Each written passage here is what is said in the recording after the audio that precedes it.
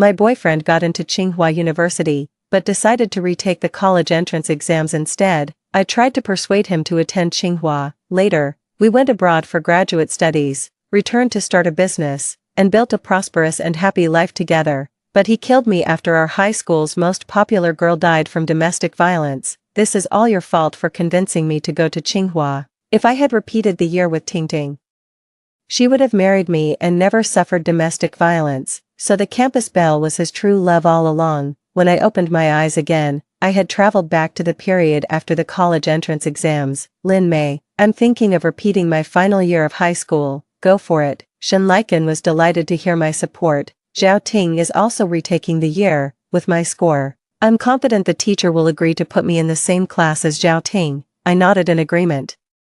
After all, 702 points is no small feat, Shen Laiken murmured to himself. Then it's settled. Then he suggested, let me take you to a movie later. No, I refused, meeting his gaze as I had more to say. Shen Laiken, let's break up. Shen Laiken froze for 2 seconds, then snapped back with haughty disdain. Fine, let's break up. Good thing I don't do long-distance relationships, they never work out anyway. I nodded and walked away. In my past life, when Shen Laiken was about to retake the college entrance exams, I convinced him to attend Tsinghua University instead. We entered Tsinghua together, continued our studies and relationship, then pursued graduate degrees at Columbia after graduation. After returning from my studies abroad, Shen Laiken and I started a business. In just 2 years, our company became profitable. Later, the company went public. We got married and started trying for a baby, but after learning that Zhao Ting, the high school beauty queen, had been killed in a domestic violence incident, he inexplicably disappeared for 3 days. No one could find him. 3 days later, he returned home, violently assaulted me, and ultimately stabbed a knife into my heart. This is all your fault for talking me into going to Tsinghua. If I had repeated the year with Tingting, she would have married me and never suffered domestic violence. It suddenly dawned on me, the campus belle was his true love all along. So now, I've stopped giving advice. Go ahead and retake the college entrance exam. Go be with your precious Tingting. I hope you two get married someday and live happily together until you're old and gray. I went back home, carefully put away my Tsinghua University admission letter, and started planning what I'd need for the semester, figuring I'd go shopping for everything in a few days. The next day, while scrolling through my phone, I saw Zhao Ting's relationship announcement on my social media feed. Zhao Ting, everyone says I'm the campus belle. So, the belle and the top student ended up together. 2 pictures were posted. The first shows them holding hands. The second is a kiss with Shen Laiken kissing Zhao Ting on the cheek. Zhao Ting and I have many mutual friends, so I can see other people's comments. Wow, what a perfect match, the talented scholar and the beautiful lady. Congratulations Tingting, wishing you all the happiness. Congrats to the campus queen and the academic star. When are you treating us to a meal? Before I could finish reading the comments, my deskmate Li Jing sent me a message. When did you and Shen Laiken break up? Li Jing and I are very close. We're deskmates and confidants. She knows everything about me. Yesterday, I replied. Li Jing quickly responded. Shen Laiken moved on without skipping a beat. I chuckled but didn't reply again. Actually, Shen Laiken and Zhao Ting were in the same class since their first year of high school. There were rumors about them, but after the school bully publicly announced his relationship with Zhao Ting in their second year, nobody brought up those rumors again. In my past life, Shen Laiken and I got together during the summer break after our second year of high school. During a PE class in the second semester of our second year, Shen Laiken blocked a basketball that was flying toward me, in the sunlight. His figure and face looked so handsome, that was the moment I fell for him and started having a crush on him. During the summer break after our second year ended, a classmate invited me to go hiking. I didn't expect Shen Laiken to be there too, and on our way down, he found a chance to confess his feelings to me. My secret crush became reality. Overjoyed, I said yes. During the intense final year of high school, Shen Laiken and I shared a simple romance, studying together, explaining problems to each other, with a shared dream of entering Tsinghua University. In the end, we both made it. That summer after the college entrance exams in my previous life, Zhao Ting met up with Shen Laiken several times. He mentioned it to me, claiming they were just casual classmates grabbing a quick bite, possibly with others around. Being naive at the time, I didn't pay it much mind or overthink it. Thinking back now, it was probably more than just grabbing a quick bite.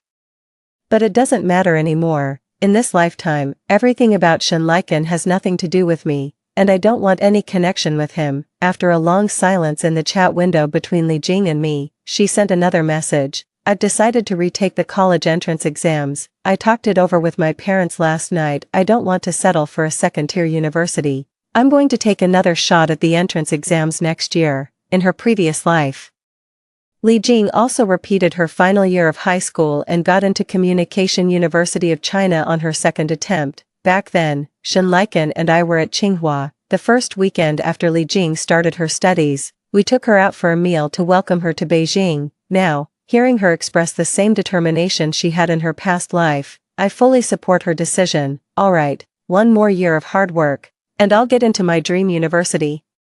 Communication University of China was Li Jing's dream school. I'm determined to get into CUC, wait for me in Beijing, deal. After talking with Li Jing, I decided not to check Zhao Ting's moments anymore and made up my mind to remove her from my contacts. After breaking up with Shen Liken yesterday, I deleted all his contact information, but I didn't pay attention to Zhao Ting's social media account at the time.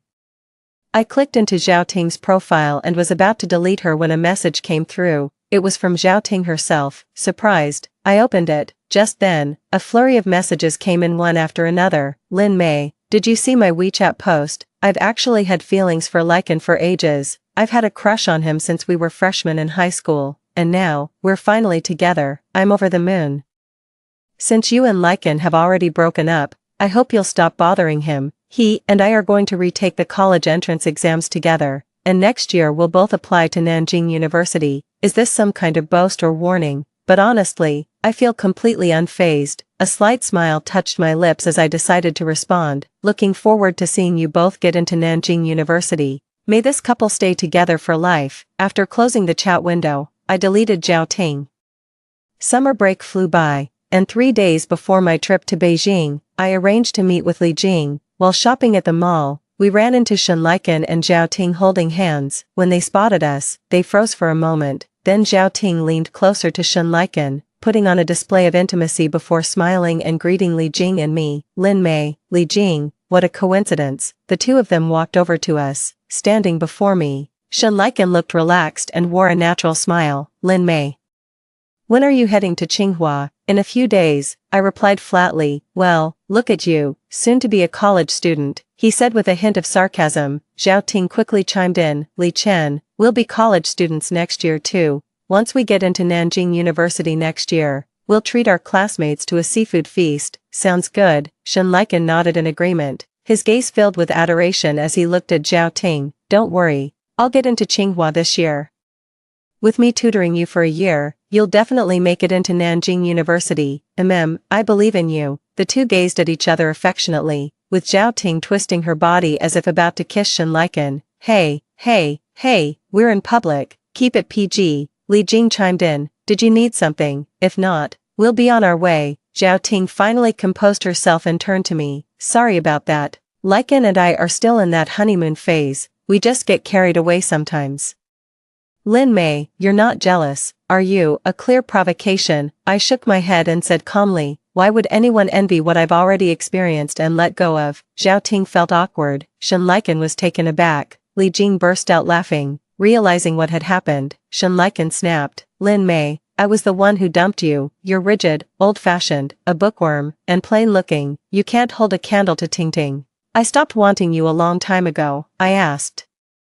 Then why didn't you break up with me sooner? I was the one who ended things. Shen Liken was at a loss for words. I didn't want to talk to that disgusting person anymore, so I grabbed Li Jing's arm and walked away. We hadn't gone far when Zhao Ting's voice rang out behind us. Lin Mei, who do you think you are? Acting all high and mighty when you're all alone. Just wait and see. Li Chen and I will go to university together next year. Get married, have kids, you'll be green with envy.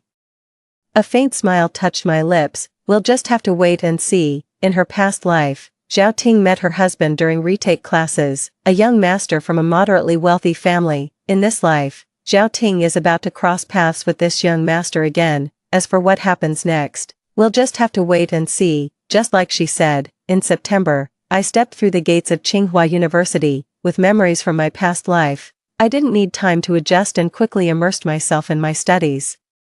In this lifetime, I plan to stay at Tsinghua for the long haul, pursuing a master's degree, then a PhD. I had a video call with Li Jing over the weekend in November. After telling me about her repeat year studies, she shared some news about Shen Liken and Zhao Ting. Those two aren't taking their studies seriously at all. Shen Liken is always reading novels, and Zhao Ting even secretly folds paper stars for him, according to a classmate. Zhao Ting said there's no point studying now since she'll just forget everything. She plans to have Shen Liken help her cram intensively next semester, and she's sure they'll ace the college entrance exam. I listened, smiled, and didn't comment on anything. Soon after, the semester ended, and I went home for the Chinese New Year holiday, on the 26th day of the 12th lunar month. I went to my aunt's house to hang out with my cousin and ran into Zhao Ting on the way. She looked me up and down and remarked, "You've been in college for half a year, and you're even living in Beijing. How are you still so unfashionable?" I chuckled self-deprecatingly. "Guess I'm just a country bumpkin at heart." Zhao Ting smiled with satisfaction, then declared arrogantly, "Tsinghua's nothing special. Nanjing University is clearly superior." I already liked Nanjing University before, but after discussing its programs and campus with Liken recently, I've grown even fonder of it. Still smiling, I chimed in, "I wonder if Nanjing University feels the same way about you too. Even if Tsinghua weren't that great, you still couldn't get in anyway, having been shut down twice." Zhao Ting's face twisted with fury when she finally processed what had happened. "Lin Mei, who do you think you're looking down on? Li Chan and I will definitely get into Nanjing University, and the university will be lucky to have us. As for Tsinghua, I wouldn't even bother applying." Humph.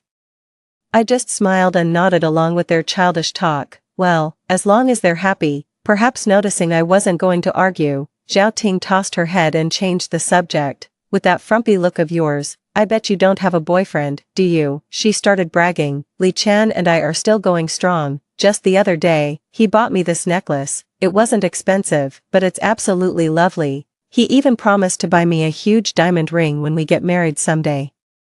"Lin Mei, are you jealous?" I nodded. "Of course I am. That's quite the grand promise. Looks tempting." Zhao Ting froze for a moment, then snapped, "This isn't just a promise, it's Liken's commitment to me." "Well, Shen Liken also promised to buy me a villa in Beijing. Why don't you ask him when he plans to do that?" I said. Seeing how furious Zhao Ting was, I turned away with satisfaction. On the afternoon of the second day of the Lunar New Year, while shopping with my cousin at a mall near her place, I ran into Zhao Ting again. This time, she wasn't alone, there was a guy with her. The moment I saw the guy, I knew it wasn't Shen Liken. I watched them walk out of the bubble tea shop. The guy turned and adjusted Zhao Ting's scarf, and she smiled happily. At that moment, I saw the guy's face clearly. It was her husband from our previous life. In our previous life, after Shen Liken and I went to Tsinghua University, I never saw Zhao Ting again. But when she got married, a classmate attended the wedding and posted about it on social media. I made a point of looking closely at the photos and remember thinking to myself that her husband wasn't good enough for her, after all.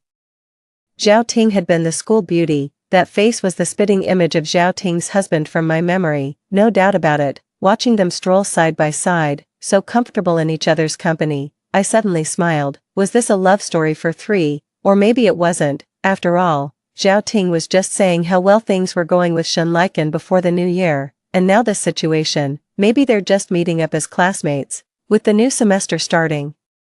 I've thrown myself back into the whirlwind of schoolwork, knowing how swamped Li Jing is with her studies. I never reach out first, I always wait for her to contact me, and then we'll have a quick chat or a brief phone call, and so it went until the day after the Gaokao ended, when I got a call from Li Jing. "Xiao Mei," Li Jing said excitedly, "I estimated my score at 670. I should be able to get into Communication University of China." I was thrilled to hear that too. "That's fantastic. I'll be waiting for you in Beijing, and I'll treat you to a big feast." Yeah. After finals, my roommate and I landed a part-time job at a tutoring center that provided housing, so I ended up spending the summer in Beijing instead of going back home. When the Gaokao scores came out, I called Li Jing to ask about hers. 686 points, higher than I expected, Li Jing exclaimed excitedly. "With this score, I should definitely get into Communication University of China." I agreed cheerfully. "Yeah, with the major you like, you should have no problem getting in." "Sounds good." Later, on the day Li Jing submitted her college applications, she told me about it. She also mentioned her second and third choices, as well as the backup plan she had in mind. I worked at a training institution during the day. In the evenings, I'd occasionally go out nearby with my roommate, but most of the time I just rested in the dorm. That evening, I had just finished washing up and settled into my dorm bed when Li Jing called. "May, I've got huge news." "Oh?" I asked, puzzled. "Shen Laikan and Zhao Ting didn't get into Nanjing University." "I see, so that's the news," Li Jing continued. "Their scores fell way short of Nanjing University's admission requirements. Shen Laikan's score dropped by over 100 points from last year. He probably won't even make it into a top-tier university. As for Zhao Ting, she only improved by 40 points, just barely cleared the cutoff for second-tier colleges." At this point, Li Jing summed it up. Their repeat year was a complete waste of time, especially Shen Laikan. Last year, he got into Tsinghua, the top university, but this year, TSK. I wonder if he regrets it now. My guess is Shen Laikan doesn't regret it. After all, repeating the year was what he desperately wanted. And now he's got his wish, even if his exam results aren't great. At least he's with Zhao Ting now. I gathered my thoughts and didn't say any of that, just casually replied with a couple of lines. Li Jing added, "Honestly, this outcome for the two of them is pretty much expected. Over the past year, they barely studied and were always flaunting their relationship. Oh, and by the way, Shen Laikan got into a fight once, apparently over Zhao Ting. He beat up some guy, but I don't know the details. I heard it from the boys in our class. I had a hunch that guy might have been Zhao Ting's husband in a past life, but with no evidence and it being none of my business, I didn't dwell on it further." At the end of August, Li Jing came to Beijing and I went to the station to pick her up. I treated her to meals, showed her around Beijing for a couple of days, then accompanied her to university registration. My sophomore year course load was heavier than freshman year, keeping me busy daily. Though I'd occasionally make time on weekends to meet Li Jing for shopping or meals. While we were out shopping one day, Li Jing told me, a classmate mentioned that Shen Laikan and Zhao Ting both got into the same second-tier university. That classmate also said that in their private chat group, Shen Laikan and Zhao Ting are always flaunting their relationship. They're absolutely head over heels for each other. I smiled and replied, "That's nice." After the semester ended, Li Jing and I went back to our hometown for the spring festival. A few days before the new year, while I was out shopping for clothes with my mom, I suddenly spotted a familiar figure. Zhao Ting was standing across the street in a wool coat, hands in her pockets, as if waiting for someone. "What are you looking at, Xiaomei?" my mom asked while picking out clothes. I quickly averted my gaze. "Oh, it's nothing. What do you think of this outfit?" my mom asked. "It looks nice. Why don't you try it on?" "Alright, wait for me then. I'll ask the sales assistant to find my size and try it on." When I turned to look across the street again, Zhao Ting was hugging a man. My first guess was Shen Laikan, but the next moment, when they separated, I noticed the man's height and profile didn't quite match Shen Laikan's. The man then wrapped his arm around Zhao Ting's shoulder, and the two walked into the nearby chain hotel chatting and laughing. I immediately began to doubt myself. Did I see that wrong? But the next day, when I unexpectedly ran into Shen Laikan at the supermarket after shopping, I was sure I wasn't mistaken yesterday. That man really wasn't Shen Laikan, but it doesn't matter either way. Their business has nothing to do with me. Shen Laikan walked up to me with a smile. "What a coincidence," he said. I didn't respond. He smirked and asked with a sarcastic tone, "So how's life at Tsinghua treating you?" "It's fine," I replied indifferently. He looked me over and asked again, "Seems like you still don't have a boyfriend, do you?" I didn't answer. Shen Laikan took my silence as confirmation, his smile widening as he started to show off. "Ting and I have been together for a long time. We're at the same university now, and we're living together. The dorm conditions are terrible, and I didn't want Ting to put up with that. So I rented a place off campus for us. Ting always says I'm a great guy and loves me dearly. I do her laundry every day and cook for her sometimes. We're really happy together." I felt genuinely happy for them after hearing this. "That's wonderful," I said. Shen Laikan, noticing my lack of reaction, tilted his chin up dismissively. "Lin Mei," he asked, "do you regret breaking up with me? Ting isn't here. If you regret it, you can show it. Say it out loud," Shen Laikan said with a smug, confident grin. "I know I'm quite the catch. It's only natural to be missed, to be liked." I was speechless and felt like laughing. "Shen Laikan, confidence is a good thing. But I don't regret it one bit, I said calmly, a faint smile on my lips. Shenliken didn't believe me. No one's wanted you for so long. Are you telling me you haven't missed me at all? Not in the slightest. Shenliken snapped in frustration. Keep playing tough. Composing himself, he added, even though I gave up on Tsinghua and didn't get into Nanjing University, I still have Tingting. Tingting means more to me than anything. I'll stand by her, love her, build a family with her, and live out our days in happiness. I nodded in agreement. Absolutely, wishing you both the best. Shenliken beamed again. Lin Mei. When Tingting and I get married, if she agrees. I'd love to have you at our wedding to share our special moment. Thinking of the man I'd seen near the hotel yesterday, I replied with a smile. Sounds great, I'll be waiting for your invitation. The next time I heard about Shenliken and Zhao Ting was during my senior year, while preparing for graduate school entrance exams. I'd been swamped lately and haven't had time to meet Li Jing, but she mentioned something over the phone. Zhao Ting is pregnant.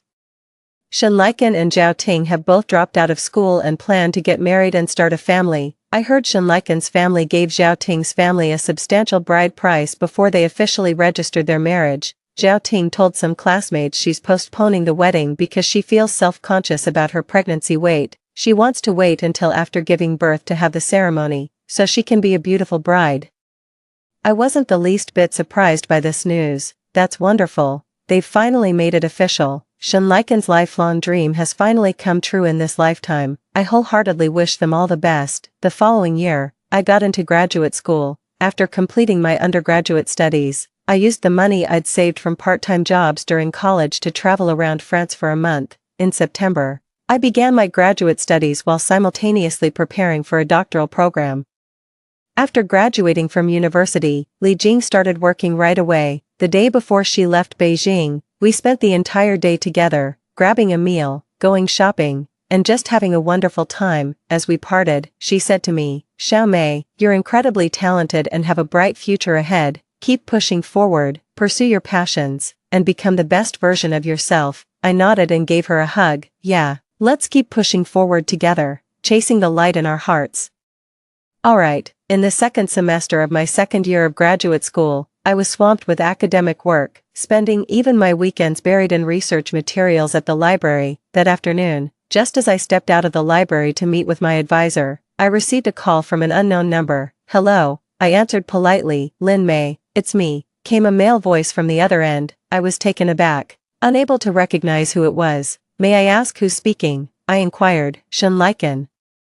It suddenly hit me. The name felt both foreign and deeply familiar in that instant. After quickly composing myself, I asked, how did you get my number? Zhang Yang gave it to me. Got it. Zhang Yang was our high school classmate. He graduated from Beijing Foreign Studies University. Li Jing once took me to have dinner with him, and we exchanged contact information but never got in touch. What can I do for you? I asked. Shenliken quickly said, could you lend me some money?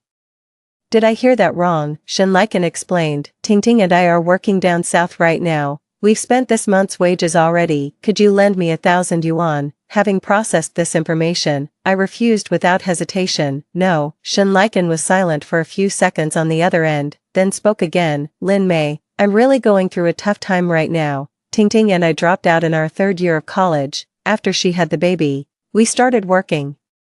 But without degrees, our pay is terrible. We can't even make ends meet each month. And our son is being raised by my parents back home. I heard you're still in school, so you probably don't have much to spare either. That's why I'm only asking to borrow 1,000 yuan. Please lend it to me. I currently have over 30,000 in savings, but my answer is, no. Shenliken, we're not close enough for me to be asking you for money. You. Shenliken's tone shifted. Lin Mei. How can you be so heartless? Even though we haven't spoken in years, we were classmates and dated once. What's wrong with borrowing 1,000 yuan? I'll pay you back next month when I get my paycheck. Shenliken fumed, then added bitterly, if Tingting and I could still get online loans, I wouldn't be asking you for money. I couldn't picture what Shenliken and Zhao Ting's life was like now, nor did I want to. I remained detached. That's just how heartless I am. I'm not lending you anything. With that, I hung up the phone. I immediately blocked that unknown number, along with Zhang Yang's contact. During the spring festival of my first year in the PhD program, I went back home. Li Jing now works at a television station as a team leader. We arranged to meet the day before New Year's Eve. when we met, we hugged each other excitedly and caught up on what had been happening in our lives. After talking for a while, Li Jing suddenly remembered something and turned to me. By the way, I should tell you, Zhao Ting is having an affair. Hearing this, I felt surprisingly calm inside. Li Jing went on with what she knew. After Zhao Ting married Shen Laikan, things haven't been good between them. Last summer, she was caught in the act. Shen Laikan walked in on her with another man in a hotel room. I heard Zhao Ting didn't show a hint of hesitation or fear when she directly asked Shen Laikan for a divorce. Shen Laikan refused and immediately dropped to his knees, begging her to come home. Quite the dramatic scene, isn't it? I let out a light laugh and didn't respond. Li Jing sighed. Honestly, what does Shen Laikan even see in Zhao Ting? Zhao Ting isn't bad looking, but let's be real, she's nothing extraordinary. Shen Laikan was top of his class back then, aced several exams, and even got into Tsinghua. Yet he chose to retake the college entrance exam just for Zhao Ting. Fine. He retook the exam, but he was so wrapped up in that relationship, he threw his future away. What a fool. Then she went to a second-tier college, dropped out to get married and have kids. What was she thinking? She could have just taken a leave of absence from university. I didn't respond, nor did I bother to speculate. On the 5th day of the Lunar New Year, while shopping at the mall with my cousin, we noticed a crowd gathered in one spot. Seemed like some kind of dispute was happening. My cousin, curious for some drama, tugged at me and said, "Come on, let's go see what's going on." As we approached, I was surprised to see Zhao Ting and Shen Laikan's mother, with a young boy standing beside them. In my memories from a past life, Shen Laikan's mother was a kind-hearted woman, gentle with everyone. She treated me well before I married her son, and even better afterward. She was also very understanding. When I told her I wanted to focus on my career before having children, she nodded in agreement and said, "As long as you and Laikan are happy, that's what matters. A woman's career is important too." But now, her face looked weary and aged, and her eyes held a mix of sorrow and anger as she stared at Zhao Ting. "It's all your fault, you ruined my son," Shen Laikan's mother rasped hoarsely.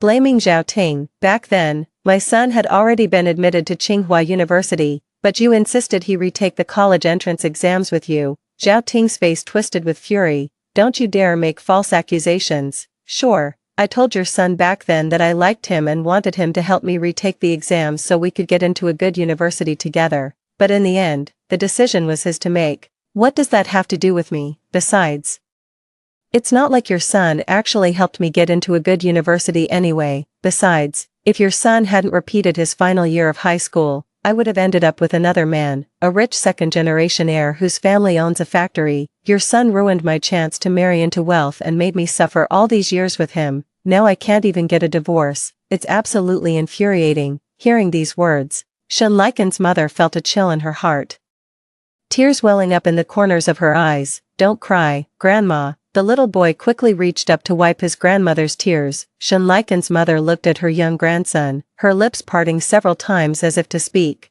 but ultimately no words came out. Soon, Shen Laikan's mother composed herself and, turning to Zhao Ting again, took the initiative to grasp her arm. "Ting Ting, let's not dwell on the past. You haven't been home for over 6 months. Since Muma and I have run into you today, why don't you come back with us? Look, Mumu is still so young. He needs his mother. He can't grow up without her. You and Laikan should build a good life together. Let him focus on earning money. I'll handle the cooking and laundry. Wouldn't it be wonderful for our family to stay together, Mrs. Shen's desperate pleas tugged at the heartstrings of everyone watching, but in the next instant, Zhao Ting shoved the older woman away with startling force. The old man stumbled and fell to the ground. "Let go of me, get lost, go home with you, live happily ever after. In your dreams, Shen Laikan has no skills and no money. Why would I stay with him, just to suffer? As someone with stunning looks who's adored by plenty of wealthy men, why shouldn't I choose one who's both rich and handsome?" Zhao Ting snapped, smoothing her hair with trembling fingers. Her gaze remained venomous when she turned back to Shen Laikan's mother. "Go tell your good-for-nothing son to file for divorce immediately. I don't want Shen Mumu either. You can keep him for yourselves. And from now on, don't you dare block my way or lay a finger on me when you see me, or else you'll regret it." After saying this, Zhao Ting shot Shen Laikan's mother a fierce glare, then turned and walked away. Shen Laikan's mother sat on the ground, utterly heartbroken and weeping bitterly. The little boy beside her kept hugging his grandmother, sobbing. "Don't cry, Grandma, please don't cry. As the crowd gradually dispersed, a kind soul helped Shinliken's mother to her feet and supported her as they walked away. My cousin and I turned to leave, and she remarked offhandedly, "That elderly lady seems really kind." I didn't respond, but inwardly I agreed, Shinliken's mother is a good person. After earning my doctorate, I started working at a research institute in Beijing. The pay was quite decent. And I even had my own single-occupancy dormitory. My daily routine was just shuttling between the work area and the living quarters, a simple back-and-forth existence. Life was straightforward, and work wasn't particularly stressful. A few months later, I became close friends with a coworker named Zhou Jia, a Beijing local. Zhou Jia and I would occasionally go shopping together on weekends, and sometimes travel to other provinces during holidays. Through spending time with Zhou Jia, I got to know her older brother Zhou Heng, who is a police officer. He joined us for meals several times, and once when we traveled to Hangzhou, he happened to be on leave and came along. These casual interactions gradually turned Zhou Heng and me into friends. I still keep in touch with Li Jing mostly by phone. Every time I go home for the Spring Festival, we make plans to meet up. Sometimes when she comes to Beijing on business, I'll clear my schedule to take her out for a meal. After work that day, Li Jing called me for a casual chat and brought up something. Shinliken and Zhao Ting got divorced. Li Jing said she already knew about it. Didn't Zhao Ting cheat on him a long time ago? And Shinliken hasn't been living a clean life either these past couple of years. He's been hooking up with people all the time. In the end, they probably just felt their marriage had lost its meaning, so he agreed to the divorce. Zhao Ting obtained a marriage certificate with someone else the very next day after her divorce. Their child ended up with Shinliken. I heard Zhao Ting absolutely refused to take the child, and Shin didn't want to give custody away either, so the child stayed with the Shin family. I acknowledged what I'd heard, treating it as just another piece of news, but I never expected that Shinliken would show up at my workplace one day. That day, while I was working on documents in the office, a colleague informed me, "Lin Mei, security just called, someone's waiting for you at the reception desk." "Thanks, I'll head right over," I said to my colleague. When I reached the entrance and saw Shinliken in the reception room, I was completely taken aback. How on earth did he find this place? Shinliken spotted me and immediately sprang to his feet, visibly excited. "Lin Mei," he said as he approached, reaching out to grab my hand. I quickly took 2 steps back to avoid his grasp. "How did you know I was here?" I asked, puzzled. "I ran into your aunt and told her I was your classmate. I asked about you." I was taken aback. My relatives do know where I work, but in this lifetime, Shinliken doesn't even know my aunt, let alone my parents. Could it be? Did he also get a second chance at life? With that suspicion in mind, I hesitated for a moment but didn't voice it, choosing instead to focus on the present. "What did you need me for?" "I need to talk to you about something." Shinliken was still agitated, but he seemed to have reservations. "Lin Mei, let's find another place. It's not convenient to talk here." He glanced at the security guard outside the window. I didn't know what he wanted to say, but it was true that the security guard outside could faintly hear our conversation here. I led him away from the reception room and stopped after walking some distance from the unit's main gate. "What are you trying to say?" I asked. "Mei, let's get married." Shinliken's gaze was unwavering. I was stunned. That single term of endearment confirmed it. He had been reborn. In my past life, he always called me that. Shinliken continued, "I know you're still unmarried because you're waiting for me. I had a dream that we both got into Tsinghua University, then went on to get our masters at Columbia. Later we made a fortune and got married. You loved me so much, cooked for me, did my laundry. You said you could never live without me. I've been divorced from Zhao Ting for a long time now, and I don't have feelings for her anymore. Since you're still waiting for me, let's be together." I wasn't surprised to hear that, but I laughed. Shinliken furrowed his brow, seemingly confused by my laughter, but continued, "Xiao Mei, you have a great career and are financially secure now. I know I might not be quite on your level, but I'll work hard to be worthy of you. I've got it all figured out. I'll enroll in adult education to get a better degree, then find a decent job so we can build a stable life together. But until I land a good job, you might need to support me for a while. You love me so much, you wouldn't mind taking care of me, would you?" "Heh." I chuckled. "Support you, in your dreams?" Shinliken was taken aback. With a serious and resolute expression, I stated, "Shinliken, I'm not married yet, and I have absolutely nothing to do with you. What's more, I don't love you. On the contrary, I find you utterly repulsive. The sight of you makes me sick." so I hope you'll stay away from me from now on, get lost. Having said that, I turned and walked away without another word. Shenliken immediately gave chase. No. Xiaomei, you must love me. Are you treating me like this because you're upset I married Zhao Ting before? Let me make it up to you. Can I give you a hug? Shenliken reached out as he spoke. I quickly dodged and seized the moment to raise my hand, slapping him across the face. With a sharp slap, Shenliken seemed to regain some composure. I glared at him fiercely. Shenliken, I wish you and Zhao Ting would be stuck with each other forever. That was your wish in your past life too, wasn't it? Shenliken was stunned. You too. I couldn't be bothered to explain any further. I just spat out one word, get lost. I turned and walked away. A month later, I heard from Li Jing about Shenliken's homicide case. Shenliken murdered Zhao Ting. The scene was absolutely gruesome. I heard Shenliken's son got injured in a fight with another kid in the neighborhood. The whole family went to the hospital for a blood transfusion, but no one's blood type was a match. Later, Shenliken started having doubts. So he got a paternity test. The results showed the boy wasn't his son at all. He'd been raising someone else's child all these years. Then Shenliken went to find Zhao Ting. He knocked her out on the spot, stabbed her to death with a knife, and even stripped off her clothes. Currently, Shenliken has been taken into custody by the police and will likely face the death penalty. After hearing it, I felt completely unfazed. My life remains simple yet fulfilling, with some modest achievements in my career. That day, after having a meal with Zhou Jia and Zhou Heng, Zhou Jia received an urgent call from a friend and had to leave. Zhou Heng and I were unsure what to do next. Just as I was about to suggest we head home, Zhou Heng spoke up first. Perfect timing. Lin Mei, there's something I've been meaning to tell you. I prompted him to continue. Zhou Heng suddenly seemed a bit nervous, but quickly composed himself and looked at me earnestly. Lin Mei, I've had feelings for you for a long time. Would you be my girlfriend? I'm looking for something serious, with marriage as the end goal. Zhou Heng scratched his head and continued, I may be a bit rough around the edges, but I'm a good person at heart. You've been in my heart for a long time. I want to protect you, to always be by your side. So, will you give me a chance? My heart is filled with joy and excitement right now. I've always had a good impression of Zhou Heng.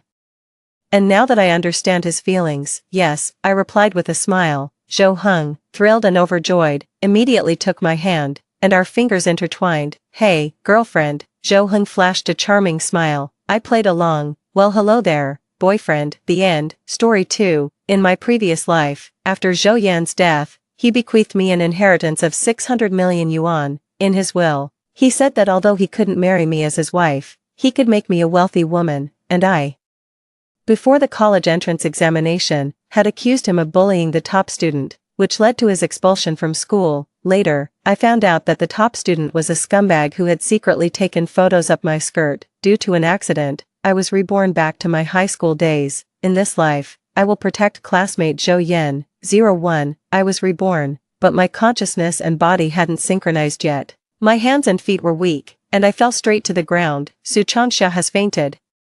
A classmate shouted, I'll carry her to the infirmary. The class monitor, Qin Ku, walked towards me. No one noticed the obscenity in his eyes. As soon as Qin Ku stretched out his lecherous hand, he was roughly knocked aside by someone's shoulder. It was Zhou Yan. He picked me up and strode towards the infirmary. Soon, my hands and feet returned to normal. I took the initiative to wrap my arms around Zhou Yan's neck, buried my face in his chest, and trembled all over.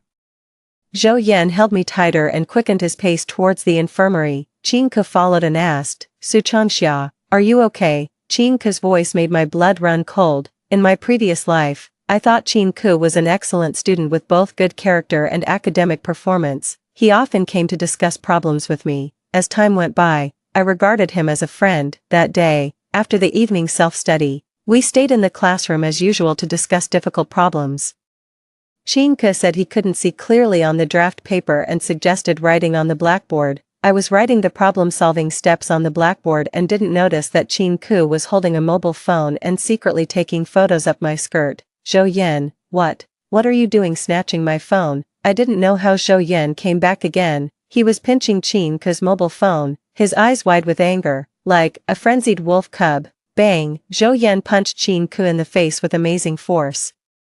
Qin Ku's front tooth was knocked out. He grabbed Qin Ku by the neck and pushed him against the wall. Zhou Yan, you're crazy. Cough cough cough. Let me go. Zhou Yan increased his grip, stared coldly at Qin Ku, and sneered, "No, you don't know how crazy I really am.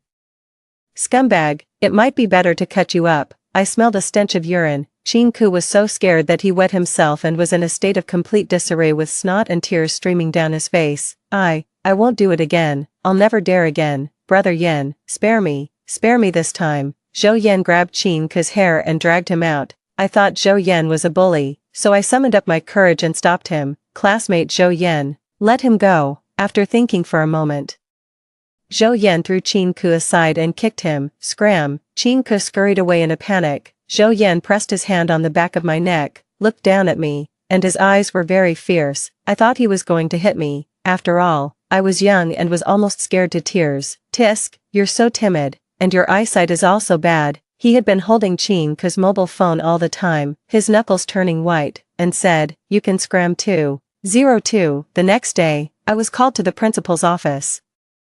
Zhou Yan stood against the wall, looking indifferent. When he saw me, he immediately stood up straight and frowned. The principal was Qin Ku's father. He said, "Student Su, please tell me the situation last night truthfully. How did Zhou Yan bully Qin Ku?" I told the truth about what I saw last night. The principal seized on my words and said, "This kid kicked so hard last night that it caused Xiao Ku's spleen to rupture. He's still in the ICU being rescued." I was stunned and hurriedly said, "That's impossible. The spleen is located in the upper left part of the abdomen." Zhou Yan didn't kick that area. Qin Ku's mother poked me on the head with her finger, looking vicious. "Shut up, it's not your turn to speak here. He almost beat my son to death. Can the hospital's injury report be fake? I not only want him to pay for the damages but also want him to go to jail." Zhou Yan stood in front of me. "Su Changxia, this matter has nothing to do with you anymore. You can go out."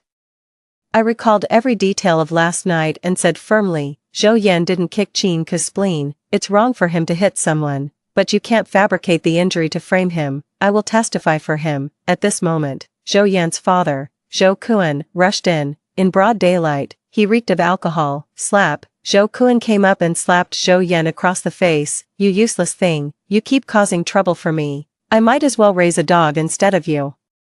He slapped so hard that Zhou Yan fell to the ground, and blood streamed out of his nose. As soon as Zhou Yan stood up, his father slapped him several more times in a row. The young man was beaten back again and again. He stood up again and again but was knocked down again and again. He fell in the corridor, looking extremely embarrassed. The classmates were talking about it. "Let me tell you, I live in the same community as Zhou Yan. His father beats him when he's drunk. It's really pitiful. He doesn't deserve sympathy. He also bullies his classmates. Like father, like son, he's a natural bad seed." Zhou Kuan grabbed Zhou Yan's collar and dragged him back to the office. "You can either beat him to death, expel him, or send him to jail. I don't care. One thing, I won't pay a single cent in compensation." I stood there, stunned by the scene in front of me. I had never seen a father beat his son so brutally. Our eyes met, and he smiled at me. His eyes seemed to be reassuring me.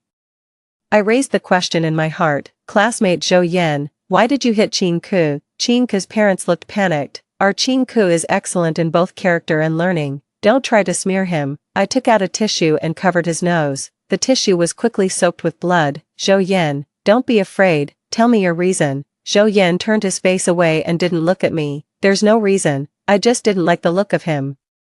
Qin Ku's mother relaxed and started shouting all kinds of unpleasant words. Zhou Kuan picked up the teapot on the table and was about to throw it at Zhou Yan. "If you hit him again, I'll call the police," I roared, and the teapot didn't come crashing down after all. The outcome of this matter was that Zhou Yan bullied his classmate, and the circumstances were so serious that he was expelled by the school. 03. After the college entrance examination, I was admitted to my dream university as I wished. Qin could deliberately set the venue for the class reunion at the restaurant where Zhou Yan worked. "Classmates, eat and drink well. I'll foot the bill for this meal. Brother Qin is really generous." Qin Ke looked at Zhou Yan and ordered him, "Hey, you, bring a plate of oranges over here." "Oh, it's Zhou Yan, you're working as a waiter here." Qin Ke picked up a slice of orange and said contemptuously, "You can't even cut an orange properly. What a useless person."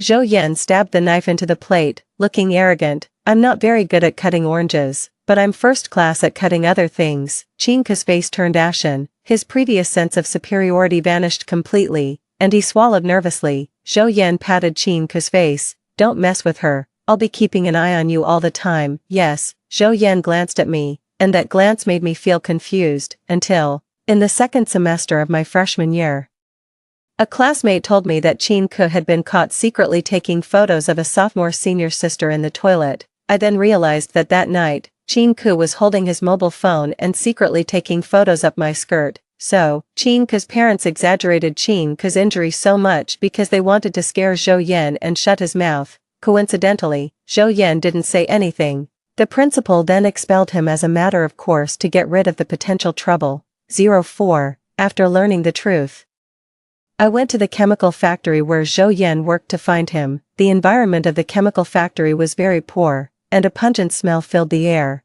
Zhou Yan was wearing work clothes, with broad shoulders, a narrow waist, and long legs. His handsomeness couldn't be hidden even though he was covered in stains. This isn't a place for you, let's talk outside. We walked outside the factory building.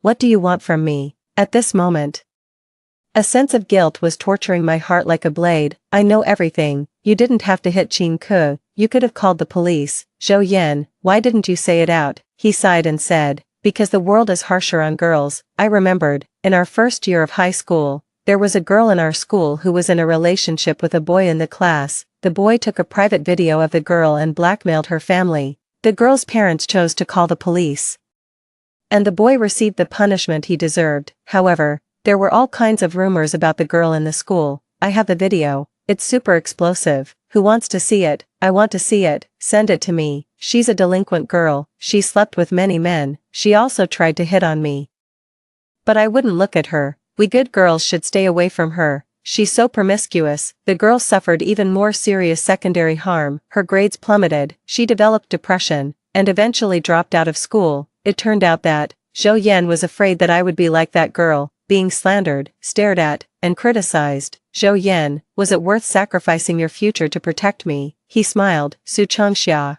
From beginning to end, you didn't do anything wrong. Everything was my own choice. Also, you've imagined too much. Even if I was expelled from school, I could still take the college entrance examination as a social examinee. I didn't take the exam because of family reasons. I didn't give up on my future. I had to earn money first because of the hardships of life. Zhou Yan lowered his head. He was getting too close. But I'm the kind of person who always demands a return for what I give. So, suddenly, Zhou Yan pinched my chin and kissed my lips. This wasn't a gentle kiss. He kissed me fiercely, and his overwhelming desire surged towards me. Zhou Yan put his arms around my waist to prevent me from escaping. I almost couldn't stand up. My heart was pounding like a drum, and I nervously grabbed his clothes. His heart was pounding fast too. After a long time, he finally let me go. I was like a fish that had been pulled out of the water, gasping for breath as if I was about to die. Zhou Yan and I pressed our foreheads together, calming our breathing. He said hoarsely, Su Changxia, this is enough. The corners of his eyes were red, and he looked a bit sad. Zhou Yan turned around and left. Zhou Yan, I walked quickly towards him and grabbed his arm. Do you want to date me? I threw myself into his arms and hugged his waist. The young man's chest was as hot as fire. Zhou Yan was stunned, and then he picked me up and held me high. He laughed heartily as if he had the whole world. Yes, yes, yes, let's date, Su Changxia. I won't always be this poor. I'll earn a lot of money and give it all to you. I bumped my head against his and said with a smile, you're such a fool. 05. Zhou Yan was working part-time while preparing for the college entrance examination. Whenever he had a break, he would come to the school to find me. On this day, Zhou Yan came to find me. Looking absent-minded, you seem strange today. Wah. What's strange? I held his face in my hands. Come on, tell me what you're up to. Well, I rented an apartment near your school. Do you want to come and take a look with me? The apartment was carefully decorated by him. The bed sheets and pillowcases were bought according to my preferences, and there were 2 sets of toiletries. Zhou Yan stood there calmly, but his ears were completely red. Every time I come to see you, there's no place to talk properly. Do you like this place? I pushed him down, poked his chest, and asked with a smile, you just want to talk to me properly and nothing else. Now his neck was red too. I thought about it, and I thought about a lot of things. We looked at each other and started kissing. The next afternoon, I finally woke up after getting enough sleep. Zhou Yan was sitting leaning against me, doing math papers. When he saw that I was awake, he bent down, pushed aside my long hair, and became a kissing maniac. We were all over each other for a long time. You must be hungry. I'll go cook. You're so virtuous. Brother Yen can really do everything, he said in a hoarse voice. Don't fan the flames, or we won't be able to have dinner until tonight. Zhou Yan got up and put on his clothes. Suddenly, he fell to the ground. I rushed over to help him up. I'm fine. I just felt dizzy for a moment. Zhou Yan coughed dryly, pulled the quilt over me, and said, My dear, don't look at me so intently. I'll have a nosebleed in a while. I blushed, pulled the quilt aside, and covered him with it too. Zhou Yan, change your job. The environment of the chemical factory is too bad and it's not good for your health. He picked me up and said, Okay, I'll resign at the end of this month. At this moment, we didn't know that misfortune was already upon us. 06. In the chemical factory, employees were successively diagnosed with cancer. This matter caused a great stir and was reported in the social news. I dragged Zhou Yan to have a medical examination. The gods didn't hear my earnest prayers, and he was also diagnosed with cancer. For now, Zhou Yan's condition could still be controlled by medication. However, the anti-cancer drugs were extremely expensive, and the money was being spent like water. In order to make money quickly, I went to work as a red wine salesperson in a bar. A man looked at me with ill intentions, patted his thigh, and said, Beauty, come and sit on Big Brother's lap.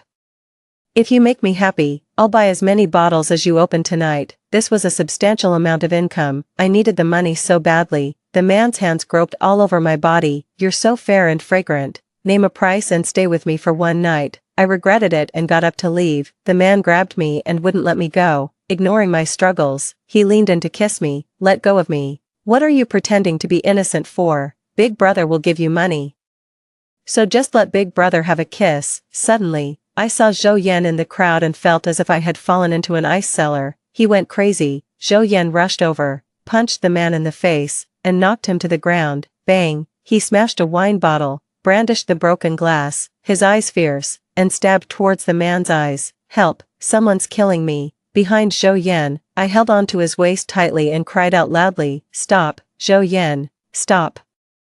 The tip of the glass stopped on the man's eyelid. Zhou Yan was shaking. He was like a wounded and trapped beast. Listen, I'm her boyfriend. She has a boyfriend. The man nodded vigorously. Yes, yes, yes, I drank too much. It was just a joke. I'm sorry, I'm sorry. Zhou Yan threw away the glass in his hand, and blood dripped from his palm. He took my hand and walked out of the bar. It was raining. We wandered like wandering souls in the rain at night. Finally, as if waking up from a dream, he stopped, lifted his coat, and wrapped me in his arms. The young man's chest was as hot as fire. I tightened my arms and hugged him tightly, fearing that this fire would go out. Sorry, sorry, sorry. It was as if a pair of sharp claws had torn open my heart, and it hurt so much. But, what should I do to save you? Zhou Yan stroked my head, held me and swayed gently, and all the hostility in his body turned into tenderness. How could I blame you? You didn't do anything wrong.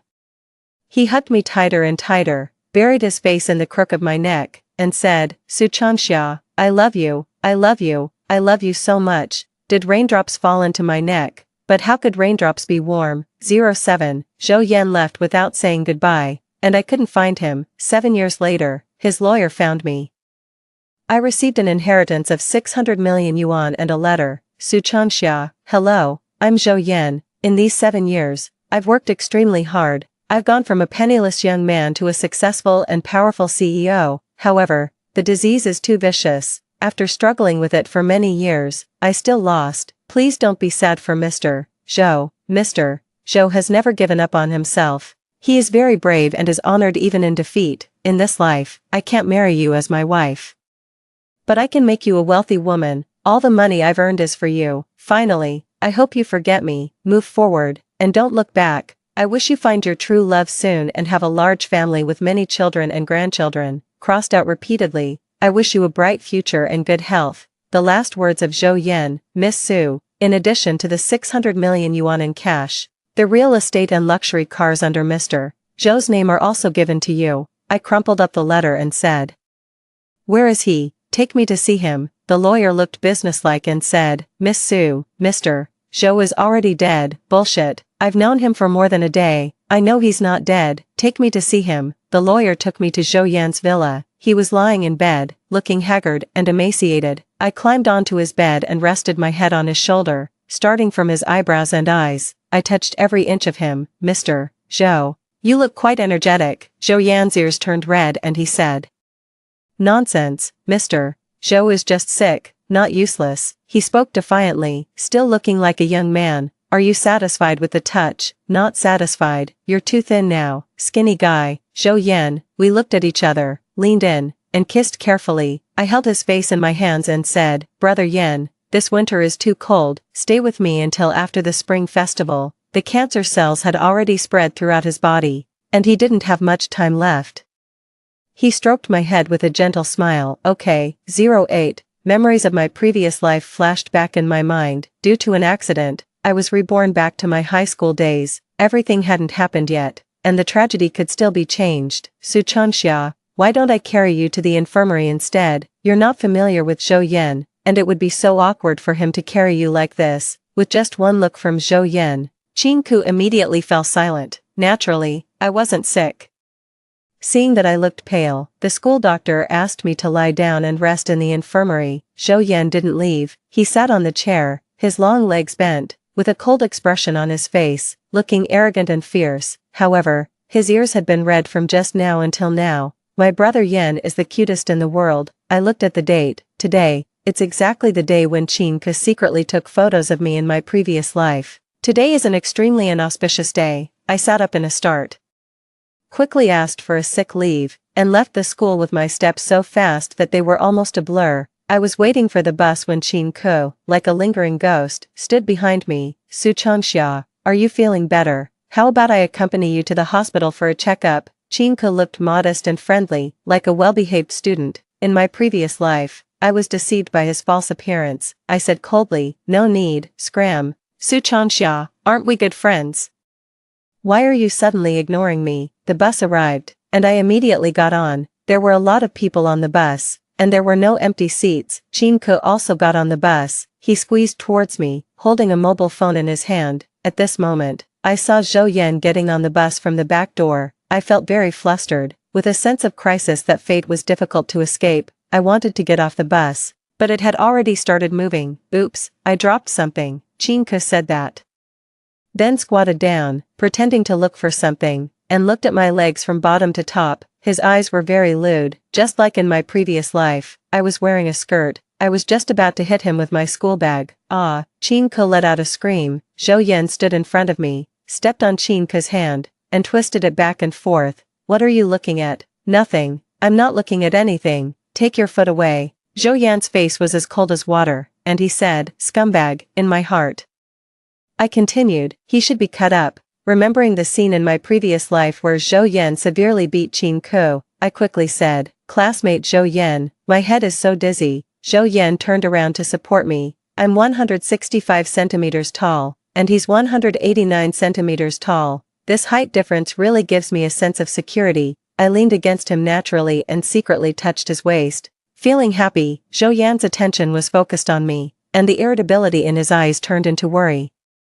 The bus arrived at the stop. 1 second I was so weak that I couldn't take care of myself, and the next second I was holding Zhou Yan's hand and rushing off the bus. Finally, I got rid of the bane of my existence, Qin Ku. Right away, my joy turned to sorrow. 09, hey, that couple holding hands up ahead, stop. Which grade are you in? How dare you have a puppy love? Oh no, it's the dean of students, old Xiao. Zhou Yan, don't let old Xiao catch us. Run. I grabbed Zhou Yan and ran. I only regretted that my legs were too short when I needed to run fast. Soon, it was Zhou Yan dragging me to run. Old Xiao was already in his 50s, but he was riding his old bicycle and chasing us with great vigor. Zhou Yan, I recognize you. Your height is unique. My eyes are the ruler. Who's that little potato next to you? Stop, old Xiao. I really appreciate you. My lungs were almost bursting, and my steps were messy. I couldn't keep up with Zhou Yan's speed. Suddenly, Zhou Yan picked me up in a princess carry, took big strides, and ran very fast. I was stunned for a moment, buried my face in the crook of his neck, patted his back, and said excitedly, "Brother Yan, run faster, run even faster. Old Xiao is about to catch up." Zhou Yan had good physical strength. After running for 2 blocks, he had already left old Xiao far behind. He stopped at the snack street and put me down. What did you just call me? Brother Yen, you're half a year older than me. Zhou Yen coughed dryly and asked, do you call everyone who's older than you brother? No, I've only called you that. The night was hazy, and today had passed safely. The butterfly flapped its wings, and every day from now on would be brand new. Smelling the hustle and bustle of the snack street and having my beloved by my side, I finally felt that I had really been reborn. 10. The next day, Zhou Yen didn't come to school. I called him, but no one answered, worried about him. I asked the head teacher for leave and went to Zhou Yan's rented room. Zhou Kuan has a violent temper. When he's drunk, he beats his wife and children. Zhou Yan's mother ran away when he was very young. He was beaten by Zhou Kuan from childhood to adulthood. After he turned 16 and could work part-time to earn money, he cut off all contact with Zhou Kuan and rented a place on his own. Fortunately, in my previous life, Zhou Yan had brought me here. I knocked on the door hard. After a long time, Zhou Yan came to open the door. He wasn't wearing a shirt, looking haggard and sickly, and he fell straight towards me. I caught him in a panic. When I touched his back, my hand was covered in sweat, remembering how he looked when he was sick in my previous life. My ears were ringing and my heart was pounding. I hugged him tightly and said, Zhou Yan, Yan, what's wrong with you? Yan, I'm fine. I just felt dizzy for a moment. These words almost broke my heart. Put on your clothes quickly. Let's go to the hospital. Zhou Yan rested his chin on my shoulder. His body was burning hot, and his breath was also hot. He said, it's just a fever. I've already taken the medicine. He paused for a moment and then looked up at me. I was already in tears, crying my eyes out. Okay, let's go to the hospital. Don't cry. I originally wanted to give him a full physical examination, but you can't have a physical examination when you have a fever. He had a fever of 39 degrees, and I accompanied him while he had an intravenous drip. I held his hand with the 4 drip. His hands were big, with long and slender knuckles and calluses between his fingers. When you recover from your illness, we'll come for a physical examination again. Zhou Yan was unusually obedient. Okay. Zhou Yan held my hand and fell asleep. I looked at him, leaned in, and solemnly kissed his forehead. Yan, don't get sick. Zhou Yan didn't sleep soundly. There were beads of sweat on his forehead. I helped him wipe the sweat away. Suddenly, he opened his eyes and grabbed my wrist. His eyes were fierce, with a trace of confusion after a nightmare. It was as if he didn't recognize me. He looked at me for a long time and gradually his eyes turned red.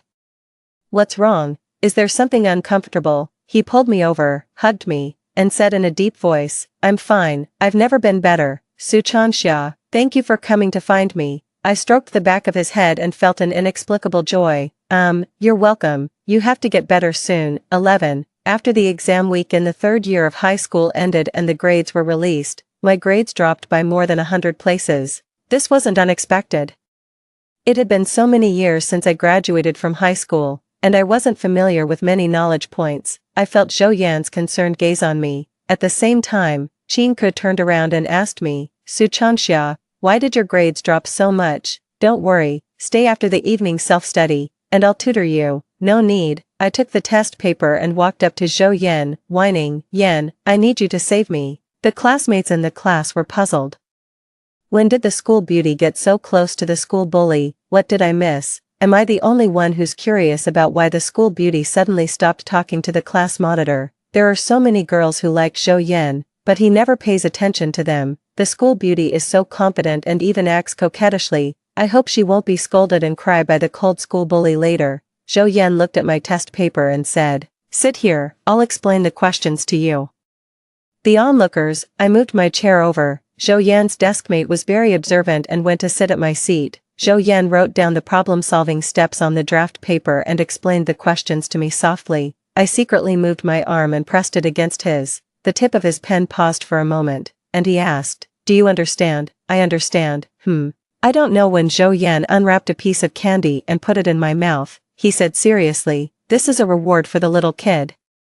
Ah, everyone, who can understand this? Does he really have no experience in relationships? He's so good at it. 12. At noon on Saturday, Qin Ke held his 18th birthday party and invited the whole class. I didn't plan to go at first, but the place where we were having the meal was the restaurant where Zhou Yan worked part-time. The principal had set up several tables. At the table for relatives, I saw someone. Xing Jianming, the boss of the chemical factory in my previous life.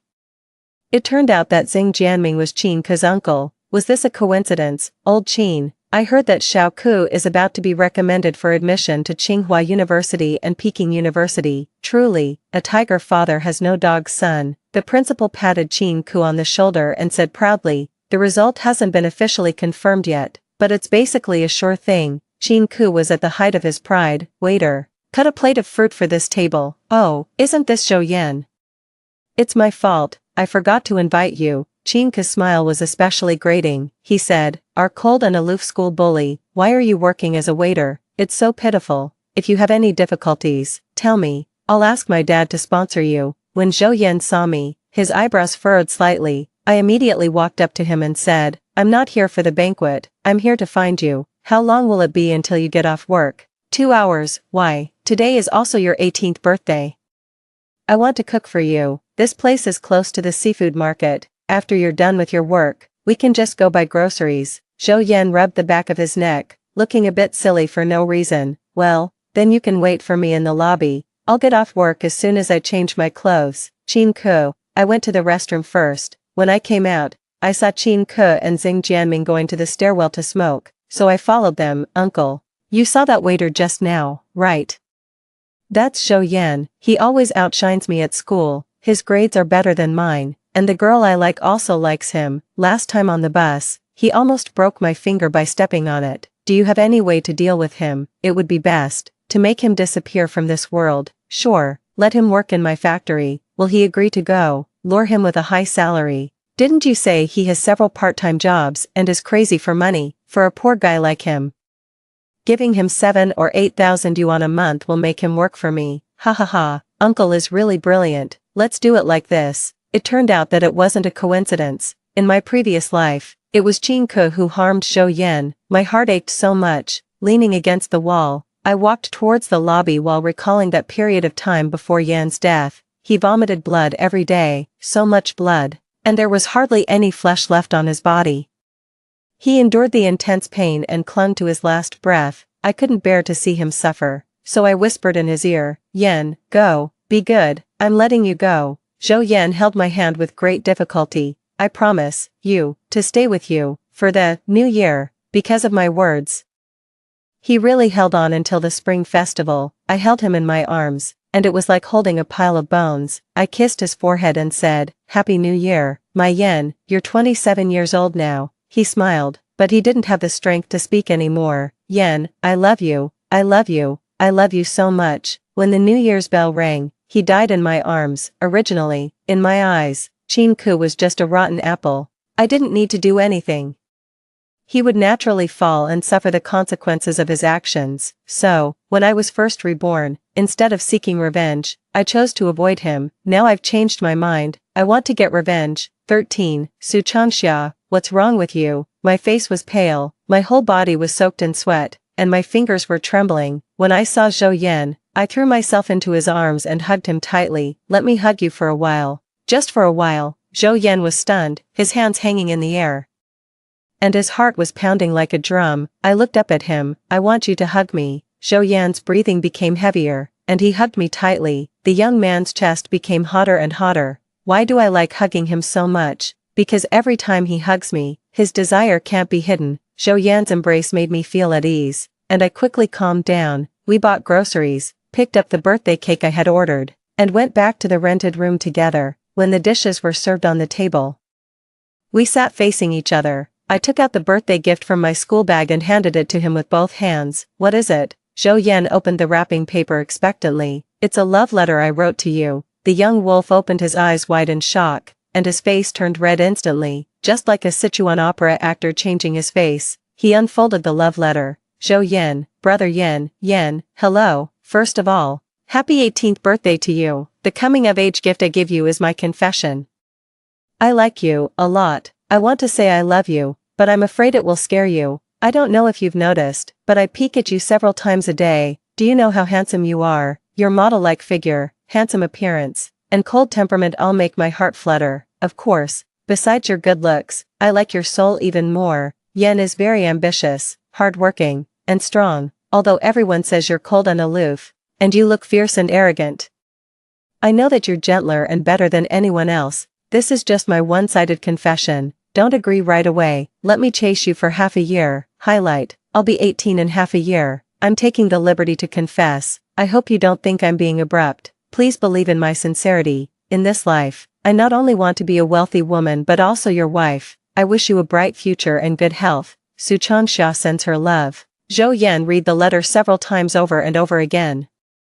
Then carefully folded it and put it in the pocket of his chest to keep it safe. He picked up a piece of braised pork for me and said, "Let's eat." "Is that all? You received my love letter. Aren't you going to say something?" Zhou Yan smiled brightly, and there were stars in his eyes. "I agree to let you chase me. Come on, little Su Changxia." I took a fierce bite of the braised pork. Well, in this life, I'll spoil him. 14. I told Zhou Yan that Xing Jianming was Qin Ke's uncle and that they were going to harm him. Now that Zhou Yan knew about it, he naturally wouldn't go to work in the chemical factory. Next, I'm going to deal with Qin Ke. Qin Ke has a voyeuristic habit of secretly taking photos. There's a high chance that his phone contains evidence of his crimes of secretly photographing others. I have to get his phone first. Qin Ke sits in front of me when he was playing with his phone.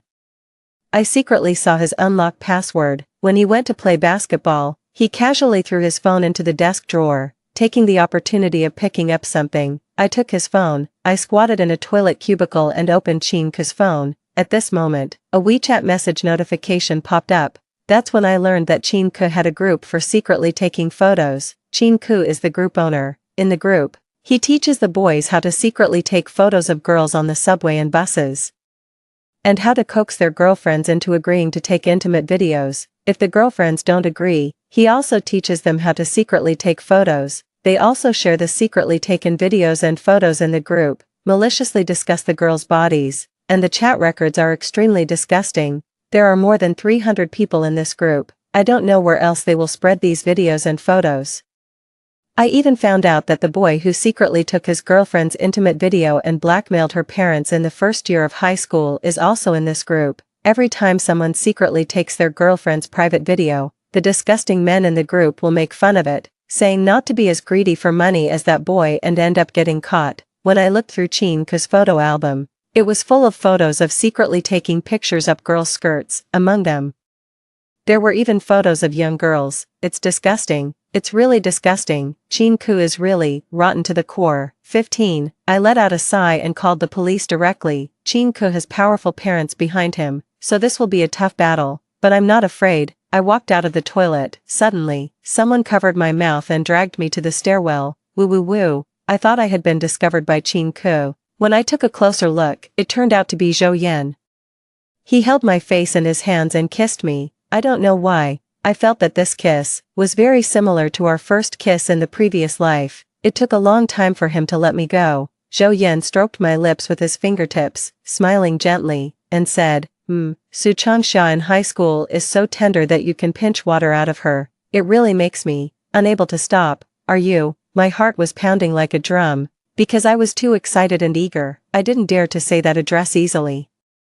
How could it be so lucky? When I was lost in the moment, Zhou Yan put his hand into my pocket and took out Qin Ke's phone. Don't worry, leave the rest to me. Zhou Yan, what I actually wanted to call him was Mr. Zhou. The police car drove into the school. Zhou Yan took big strides and turned around to leave, as if waking up from a dream. I chased after him. 16. In the principal's office, Qin Ke's family of 3 and the police were all there. Zhou Yan walked in neither humbly nor arrogantly.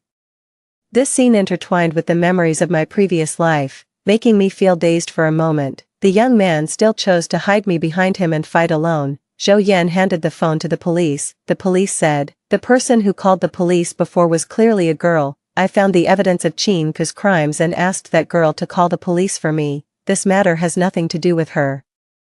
It has something to do with me. I walked in and stood side by side with Zhou Yan. In this life, I'm no longer an ignorant bystander. I won't just stand by and watch so many people bully my yen. Qin Ke was going to secretly take photos of me. I guessed that he was a habitual offender, so I took his phone. The police looked through Qin Ke's phone, and their expressions turned serious. When they saw the photos of young girls, the policeman's fists clenched.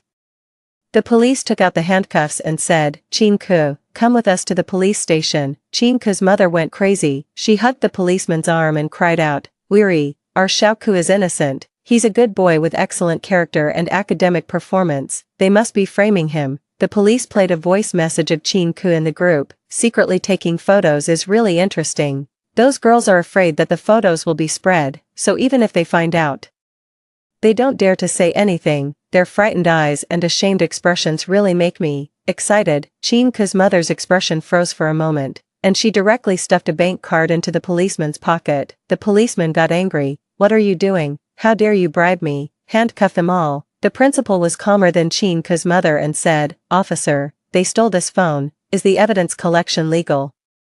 I'm also going to call the police and accuse them of theft and have them arrested too. I want to expel them." 17. How can it be considered theft when it comes to fighting against evil and upholding justice? Old Chow came. Behind him, there were also the director of the Education Bureau and people from the Anti-Corruption and Bribery Bureau. Before I decided to deal with Chinku, I went to Old Chow, in my previous life. 3 years after Zhou Yan's death, the principal was arrested for corruption. I attended the court session as an observer and knew the details of the principal's corruption during his tenure. I wrote down all the details of the principal's corruption case as a document and gave it to Old Chow. Old Chow is highly respected, and the director of the Education Bureau is his student. It's far more convincing for him to bring down the principal than for me, a high school student. Old Chow printed out the document I had organized and slapped it on the table. "These 2 kids didn't do anything wrong. I'll back them up. Let's see who dares to expel them. Chinku deserves what he gets. It's about time to thoroughly investigate your corruption, Old Chin." When Chinku's father saw the evidence of his crimes, the things he had done during his tenure, such as embezzling the construction funds for the new campus, deducting the students' meal fees, and buying and selling admission places, could no longer be hidden, he panicked completely and slumped in his chair, losing his former dignity. Chinku originally thought that his parents could bail him out and didn't care. As a result, his parents were also going to be handcuffed and taken away for investigation. He knelt on the ground, crying bitterly, "Uncle Policeman, please let me go. I was about to be recommended for admission to Tsinghua University and Peking University. I'm a pillar of the country. Why should my bright future be ruined just because of a few photos and videos?" Slap. I rushed up and slapped him 3 times across the face. "This is for all the girls. Scumbag, you should be cut up." Zhou Yan took my hand and rubbed it gently, his eyes full of tenderness and concern. Chinku wanted to fight back, but when he saw the tall and strong Zhou Yan, he immediately cowered and covered his face. "Hitting people is against the law. I'm going to call the police." The policeman coughed dryly and pretended not to see it. 18. Yo, so many people here, it's really lively. Zhou Kun came. Chinku's mother gave Zhou Kun a look, and he immediately understood. I suddenly realized that Zhou Yan had long since cut off all contact with Zhou Kun, and Zhou Kun didn't care about his son's life or death at all. The reason he came to the school was that he had been bribed by Chinku's mother to deal with Zhou Yan. It was the same in my previous life. Those slaps one after another were still vivid in my mind. The slaps landed on Zhou Yan's face, and the pain lingered in my heart for years. Zhou Kun rushed over and was about to slap Zhou Yan. "Yan, fight back." Zhou Yan grabbed Zhou Kun's wrist and pushed him to the ground. Zhou Kun was like a madman, sitting on the ground and causing a scene. "I want to apply for my unfilial son's withdrawal from school. Our family has a hereditary mental illness. He's having an episode and is aggressive. He might hurt someone at any time. I want to send him to a mental hospital." This was a really vicious move. Chinku laughed, as if he had grasped a life-saving straw. "Can't a madman's police report be filed?" "Right." The policeman shook his head and said, "Stop talking nonsense. Take them away." The police took Chinku's family of 3 away. Zhou Kun was lying on the ground, drunk and raving, shouting, "Where is the school leader? I want to apply for this brat's withdrawal from school." Just as Zhou Yan was about to go over, I squeezed his hand and said, "Yan, I want to say a few words to him." "Okay." I squatted in front of Zhou Kun and looked at him like I was looking at a wriggling maggot. "Uncle, Yan is already 18 years old and is an adult. He doesn't need a guardian. And you will get old. You'll be old soon. You drink all day long and cause trouble everywhere when you're drunk." Before he moved out, the neighbors in your community could see you beating him every day. You said yourself that your family has a hereditary mental illness. All the signs show that you're more like an aggressive madman. Yan is your son, and he also has the right to send you to a mental hospital. If you make trouble again, the one who will be locked up in the end will definitely be you. Because no normal father would accept money from others to deal with his own son. If killing were legal, I would definitely stab him to relieve my anger. Zhou Kun looked at me and showed a look of fear, then, he suddenly laughed, revealing a mouthful of yellow teeth. You like this kid? His grandfather was a wife-beater, and I'm also a wife-beater. There's violence in our Zhou family's genes. We like to beat our wives and children. If you're with him, he'll beat you too. I looked back, and Zhou Yan was looking at me, his eyes filled with self-doubt and nervousness. I walked up to Zhou Yan, took his hand, and looked down at Zhou Kun. He's different from you. He won't be different. He's even more ruthless than me. He's an ungrateful wretch. The young wolf may have a bad temper, but he's willing to put the rope in my hands. I've already tamed him. The farce ended, and Zhou Kun slunk away. Old Qiao looked at me, then at Zhou Yan, and suddenly realized something. His eyes lit up. You're that little potato. I've finally caught a couple having a puppy love. You two write me a self-criticism. Me, Zhou Yan, I acted cute in front of Old Qiao. Old Qiao, I'm still chasing him. I haven't caught up yet. Can it be considered puppy love? Old Qiao. Zhou Yan laughed out loud and bumped my shoulder. Mr. Zhou isn't easy to chase, little one. Keep working hard. He is Mr. Zhou. He remembers everything. I was so happy that I jumped onto Zhou Yan and hugged him, pecking at him like a chick. Old Qiao covered his eyes and cursed. This is outrageous.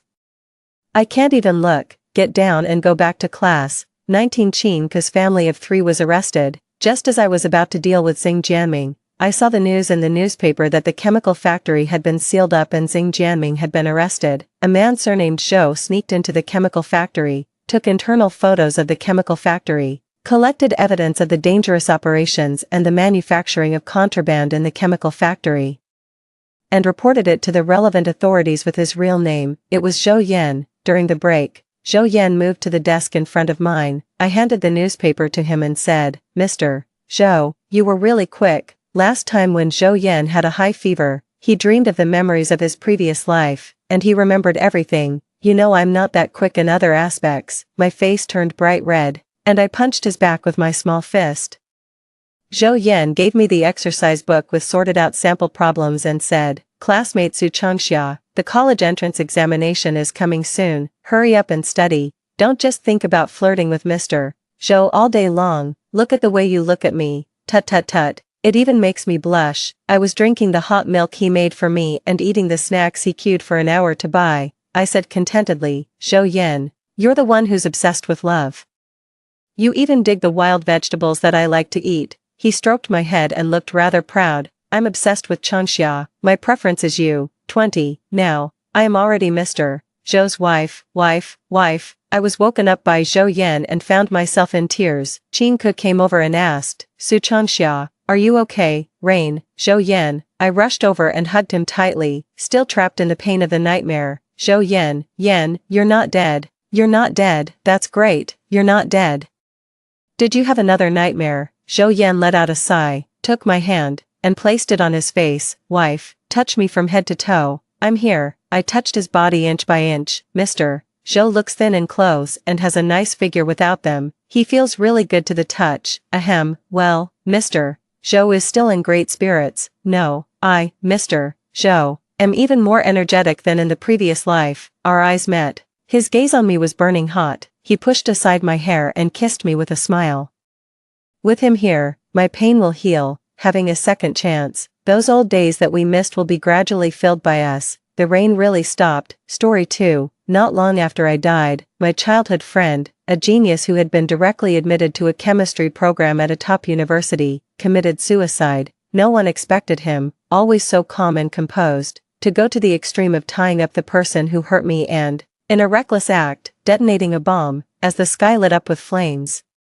He murmured in despair, Yen, wait for me. When I opened my eyes again, I was back in my senior year of high school, the year we were not speaking to each other. My desk mate leaned over with a grin and whispered in my ear, Song Yang, I just saw Lin Shui's draft paper filled with your name. When I encountered a wild animal on the mountain, my best friend instinctively pushed me out as bait. I tumbled down the slope, my leg smashing against a tree, causing an immediate, piercing pain. I'm so sorry, Song Yang. I will always remember you, she said, As the wild animal's attention turned to me, gritting her teeth, she quickly fled with her boyfriend, leaving me behind with broken legs, lying at the bottom of the slope waiting to die. Damn it, love-struck fool. Just yesterday she talked about breaking up, and today she pushes me to the beasts. With no one around, I endured the pain and pulled out my phone, only to see it was almost out of battery. A sense of despair washing over me. This is it, I might be about to meet my great-grandmother. For some reason, maybe subconsciously, or perhaps because I just couldn't give up, I dialed Lin Su, with whom I had been at odds for a year. He answered immediately after just one ring. Hello, Lin Su's voice came through, somewhat cold. I'm busy, what's up? He was always like this, as if unfazed even if the sky were falling, but if I listened closely, I could detect a slight tremble in his voice when he answered the phone, just like his inner turmoil. I couldn't help it and burst into tears. Lin Su, I think I'm about to die. After I'm gone, please delete all my chat and browsing history. My bank card is in the pillowcase in my room. The pin is my birthday. There's only 52 yuan left, but consider it a keepsake. Abruptly, I heard the screeching sound of a chair dragging across the floor, and he quickly apologized to the teacher at the lectern before his footsteps hastened. Song Yang, what's happened? I didn't dare tell him my situation, but continued hurriedly, I'm sorry for always fighting with you. It was wrong of me to hit you when we were kids, and the chocolates in your drawer during high school were also stolen by me. I was actually happy when I heard you were admitted early because you're so smart, skipping grades in school. I should have known you're not from my world. You've always been so aloof, never accepting anyone's confession, and I never dared to say that I actually kind of liked you. Before I could finish, he interrupted me. Stop talking, I'm checking your location, wait for me. But it was too late. I watched as the wild animal approached me step by step. In the end, I died from excessive blood loss, only managing to utter, Lin Su, it hurts so much, before passing away. Lin Su was the first to find my body. I don't know when he installed a tracker on my phone. Accompanied by the police, he found my body in the mountains the following afternoon. Under the evening sky, my body, mangled by the wild animal, was barely recognizable, yet, he recognized me in an instant, thanks to the tracker and the necklace I wore around my neck. Seeing my body, he completely broke down. In all the years I knew him, I had never seen him lose control like that, always so composed and cool. With a clean, serene face, he had always been the exemplary child of others. Though 2 years younger, he skipped grades and was eventually directly admitted to a top university's chemistry program. The gap between us was immense, yet, a year later, he disregarded everyone's objections. He cradled my lifeless body, his eyes red from crying. Later, he asked everyone around me and found out that I had gone hiking that day with my best friend and her boyfriend. But in the end, they returned alive, while I was left dead, mauled by wild beasts. Driven mad with grief, he confronted the two, demanding to know why they had abandoned me. My guilty best friend and her boyfriend insisted that I had accidentally gotten separated from them. He knew that my death was inextricably linked to these two. Not long after, an explosion occurred at an abandoned factory on the outskirts of the city, killing 2 men and a woman, 2 cowards who abandoned their friend, and one promising genius from a chemistry academy. He personally kidnapped them and made a bomb himself, choosing to exact revenge for me by dying together with them. Amidst the blaze, he murmured in despair, Yang, wait for me. When I opened my eyes again, I found myself back in the high school classroom. Lin Su, who had just been admitted to a university based on his exceptional performance, was standing in front of my desk. He wore a clean school uniform, his slightly long bangs covering his forehead, and behind his thin-framed glasses were eyes as clear as a cold spring. Song Yang, he called my name and casually asked, did you eat the chocolate in my drawer? I stared at him, stunned. A few seconds later, I vigorously nodded, yes, it was me. So what? Lin Su paused for a second, then he suddenly averted his gaze, unable to look at me. You know about it. What? I didn't understand at first. In my past life, I indeed ate the chocolate he had kept in his drawer. At that time, confessing by giving chocolate was popular, and when I found the chocolate, I thought it was from some girl who liked him. After all, he was handsome and smart, although somewhat aloof. With his reputation for brilliance, he had charmed many admirers, and many girls confessed to him every term. In a moment of jealousy, I stole the chocolate and gobbled it up. Later, when he asked me about it, I denied everything out of guilt and secretly bought an identical chocolate to replace it. In this new life, I decided to bravely admit my mistake. I'm sorry, it was me who ate it, don't be mad, I'll buy you another one. It wasn't on purpose, I was just jealous, I confessed earnestly, unexpectedly. As Lin Su listened, his ears turned red. I'm not mad at you, he said through gritted teeth, seeing my still confused expression. He seemed a bit exasperated. Just then, the bell rang for class. And he didn't look at me again, only muttering, forget it, you've eaten it, no need to replace it. Then he turned and went back to his seat, leaving me dumbfounded at mine. Turning my head, my deskmate looked at me teasingly. Oh, flirting with your childhood sweetheart again. In my past life, it was the same, knowing that Lin Su and I were childhood sweethearts. Classmates always joked about us, every time. I would angrily deny it, which only made Lin Su more distant. Cough. I coughed twice, admitting that I had indeed put on an act before. What, jealous? My deskmate, shocked. Wow, Song Yang, you've really thickened your skin. Humph. Thinking back to my past life, where he had died alongside those who had wronged me to avenge me, this earth-shattering commitment of a childhood sweetheart, I feel he might like me more than I had imagined. Reflecting on this, I suddenly remembered that it was on the day I received my direct admission notice in my previous life that I had a big argument with him, which led to a cold war that lasted a year. Looking back, it seems that my adolescent insecurities were haunting me. Lin Su and I grew up together. Although he was 2 years older, he always seemed more mature, always by my side like a big brother.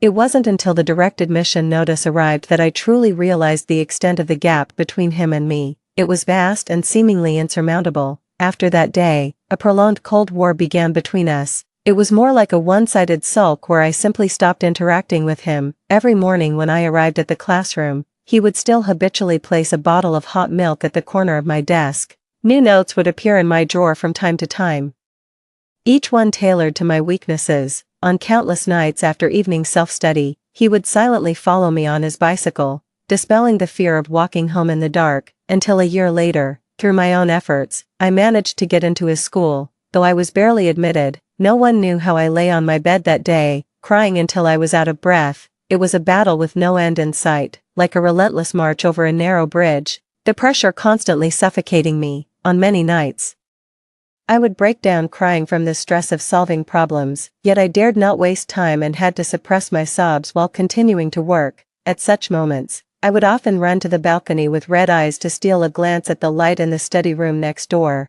He was there. So, even if it took everything I had, I wanted to get closer to him. Returning to the senior year classroom, I still dared not waste a single second. In my previous life, an accident occurred during a mountain hike with my best friend after the freshman military training had ended. The training had just finished, and I didn't really want to go out because I had gotten tanned, but I couldn't resist my best friend's coaxing. Since we would be in different cities for college and opportunities to meet would be rare, I agreed to go. Unexpectedly, her academically average boyfriend, who had only managed to get into a community college, also insisted on coming along despite our reluctance. There we were. So we climbed the mountain together. Looking back, there were signs all along. For instance, every time I scored higher than her in our monthly tests during senior year, she would lash out at me, only to apologize later, claiming it was the stress affecting her emotions. Whenever she had a fight with her boyfriend, she would come to me in tears. I would feel sorry for her and advise her to break up, in front of me.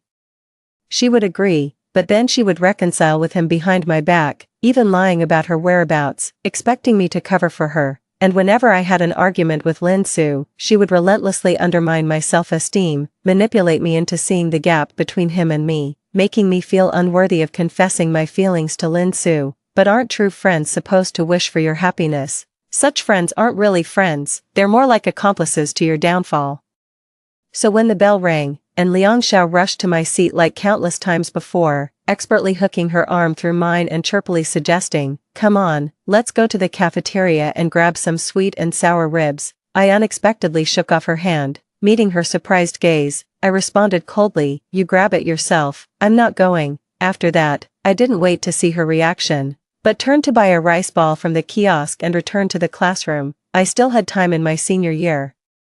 In my previous life, I barely passed the admission line, never daring to dream of choosing a popular major. Getting accepted is already a stroke of luck, but things are different now, as I have a childhood friend who's a genius at school. After hesitating for a moment, I decided to wait for Lin Su at his seat. The classroom was empty at the moment, and as I approached his desk, I glanced unintentionally into his drawer. There, I saw a familiar package again. It was the same type of chocolate that I had eaten before. Me. Damn it, who is it? When Lin Su returned, he found me fiercely biting into a rice ball with one hand and holding the chocolate in the other. Lin Su, without a word, he sat down beside me, took out a paper from my drawer, and started writing. Seeing this, I got even angrier. Alright, playing it cool, huh, damn it, I'll just eat. I furiously finished the rice ball and chocolate, tasting the bitter flavor of the dark chocolate spreading from my mouth to my heart. While my mind automatically played some background music, which song should I choose? Suddenly, I heard the sound of rummaging through a pocket next to me, followed by a bottle of warm milk with a straw pushed towards me on the desk. It was December, and the temperature was barely a few degrees, but the milk was still steaming hot from being in his pocket. Accompanied by his cool voice, he said, "I never realized you liked chocolate so much before. You say that again."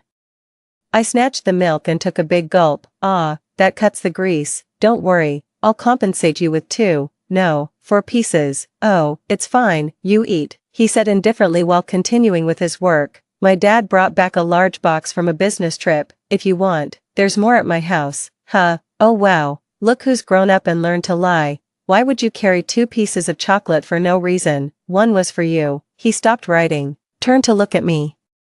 The other was for tomorrow, to give to you. Damn, pulling that move, and it's surprisingly heart-fluttering. When my deskmate and her sister came back from lunch, they saw me sitting next to Lin Su, listening intently as he explained a problem. Surprised, my deskmate couldn't resist teasing, "Look at that. It seems that the young man from the Song family is tutoring his little wife." I looked up at her and raised an eyebrow. "Even if you say that, I'm not going to leave him." My deskmate and her sister were stunned. "Alright, you two are perfect for each other, a match made in heaven, and you'd better not ever split up if you can't have kids." I've heard such teasing before and didn't take it seriously. I turned my head wanting Lin Su to continue explaining, but the next second I froze when I saw his face. His usually cool and clean face was now slightly flushed. As our eyes met, he quickly looked away, his pen drawing an unintended arc on the scratch paper without his notice. "Song Yang." He called my name softly, sounding a bit flustered, opened his mouth, but didn't know what else to say. "What's wrong?" I said nonchalantly. "Don't mind her. They just enjoy making such jokes." Because Lin Su usually keeps a stern face and has the aura of a scholarly god around him, people usually don't dare joke with him, and Lin Su himself was unaware that he had a nickname, the Little Wife Raiser, before. I was always quick to deny, seemed to deliberately disassociate himself from me loudly in front of others, which only led to Lin Su becoming increasingly distant from me. I thought. He paused, turned his head, his fingers unconsciously tapping the cap of his pen. "I thought you hated me. That's why you wanted to distance yourself from me." So, he no longer dared to be very close to me in public. The hot milk at the corner of the table every morning, the notes organized in the drawer according to my weaknesses, and the silent 3-meter distance he kept after evening self-study classes. All of these were his ways of maintaining the greatest distance possible from me. Damn, what kind of pure-hearted puppy is this? Suddenly, I was reminded of my childhood. In kindergarten, I told my mom more than once that I hated the boy next door, because he walked slowly and was prone to falling, looked like a doll despite being a boy, and was always bullied by other kids. Because of him, I often ended up fighting with other children, yet, despite this, he would still show up punctually in front of my house the next morning, backpack on, politely calling me sister. The memory of his round, dumpling-like face gradually overlapped with the face of the boy before me. The genius prodigy in everyone's eyes was nothing more than the childhood friend who grew up with me. When the bell for class rang, I returned to my seat, and my deskmate Jiang Yuan leaned in and whispered, "What's going on? Have you two finally stopped being awkward with each other?" "What awkwardness?" I pretended not to know what she was talking about. Alright, it wasn't awkwardness, just your little trick to lure him in." After saying this, she suddenly changed the subject, mysteriously saying, "Song Yang, guess what I saw?" I was so startled that I immediately turned to look at the back door, then breathed a sigh of relief. Good. The teacher hadn't arrived. "What is it?" I turned back and asked irritably. "Last week during the chemistry exam, while I was helping the teacher collect the papers, I accidentally saw Lin Su's draft paper. It was full of your name. If the bell hadn't already rung, she would have probably turned into a screaming chicken, shaking me vigorously. You didn't see Lin Su's reaction at the time. He was both embarrassed and flustered, and quickly hid it, telling me not to let you know. She shook me until I was also somewhat flustered. Then why are you telling me? Come on, what's our relationship? Besides, you should just secretly be happy about this. Lin the god. Hearing this, I instinctively turned my head to look at Lin Su's seat, but the moment our eyes met, he was also looking at me. I don't know how many times this has happened, or maybe I was just used to it. Our eyes met, and he seemed surprised that I would suddenly turn to look at him.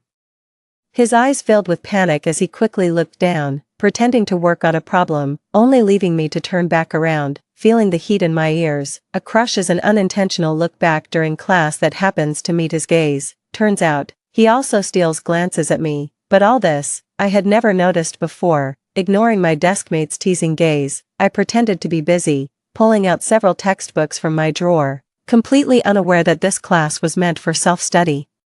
When evening self-study ended at 10 o'clock, as usual, Lin Su quietly followed behind me with his bicycle, just like when we were in kindergarten. He was 2 years younger than me, always obediently following behind me, like an inseparable little tail. I turned my head to look at him, and he stopped walking, from 3 meters away. I waved him over. Come here, get closer. His eyes lit up, pushing the cart. I quickly caught up. On a winter's night, I walked side by side with him on the way home, the street lights stretching our shadows long. From tomorrow, no, starting tonight, you'll tutor me. My goal is to get into the same university as you. Yen Yen, are you feeling okay? Are you saying I'm out of my mind? No, you're not sick. Then why can you get into University A and I can't? Well, you can.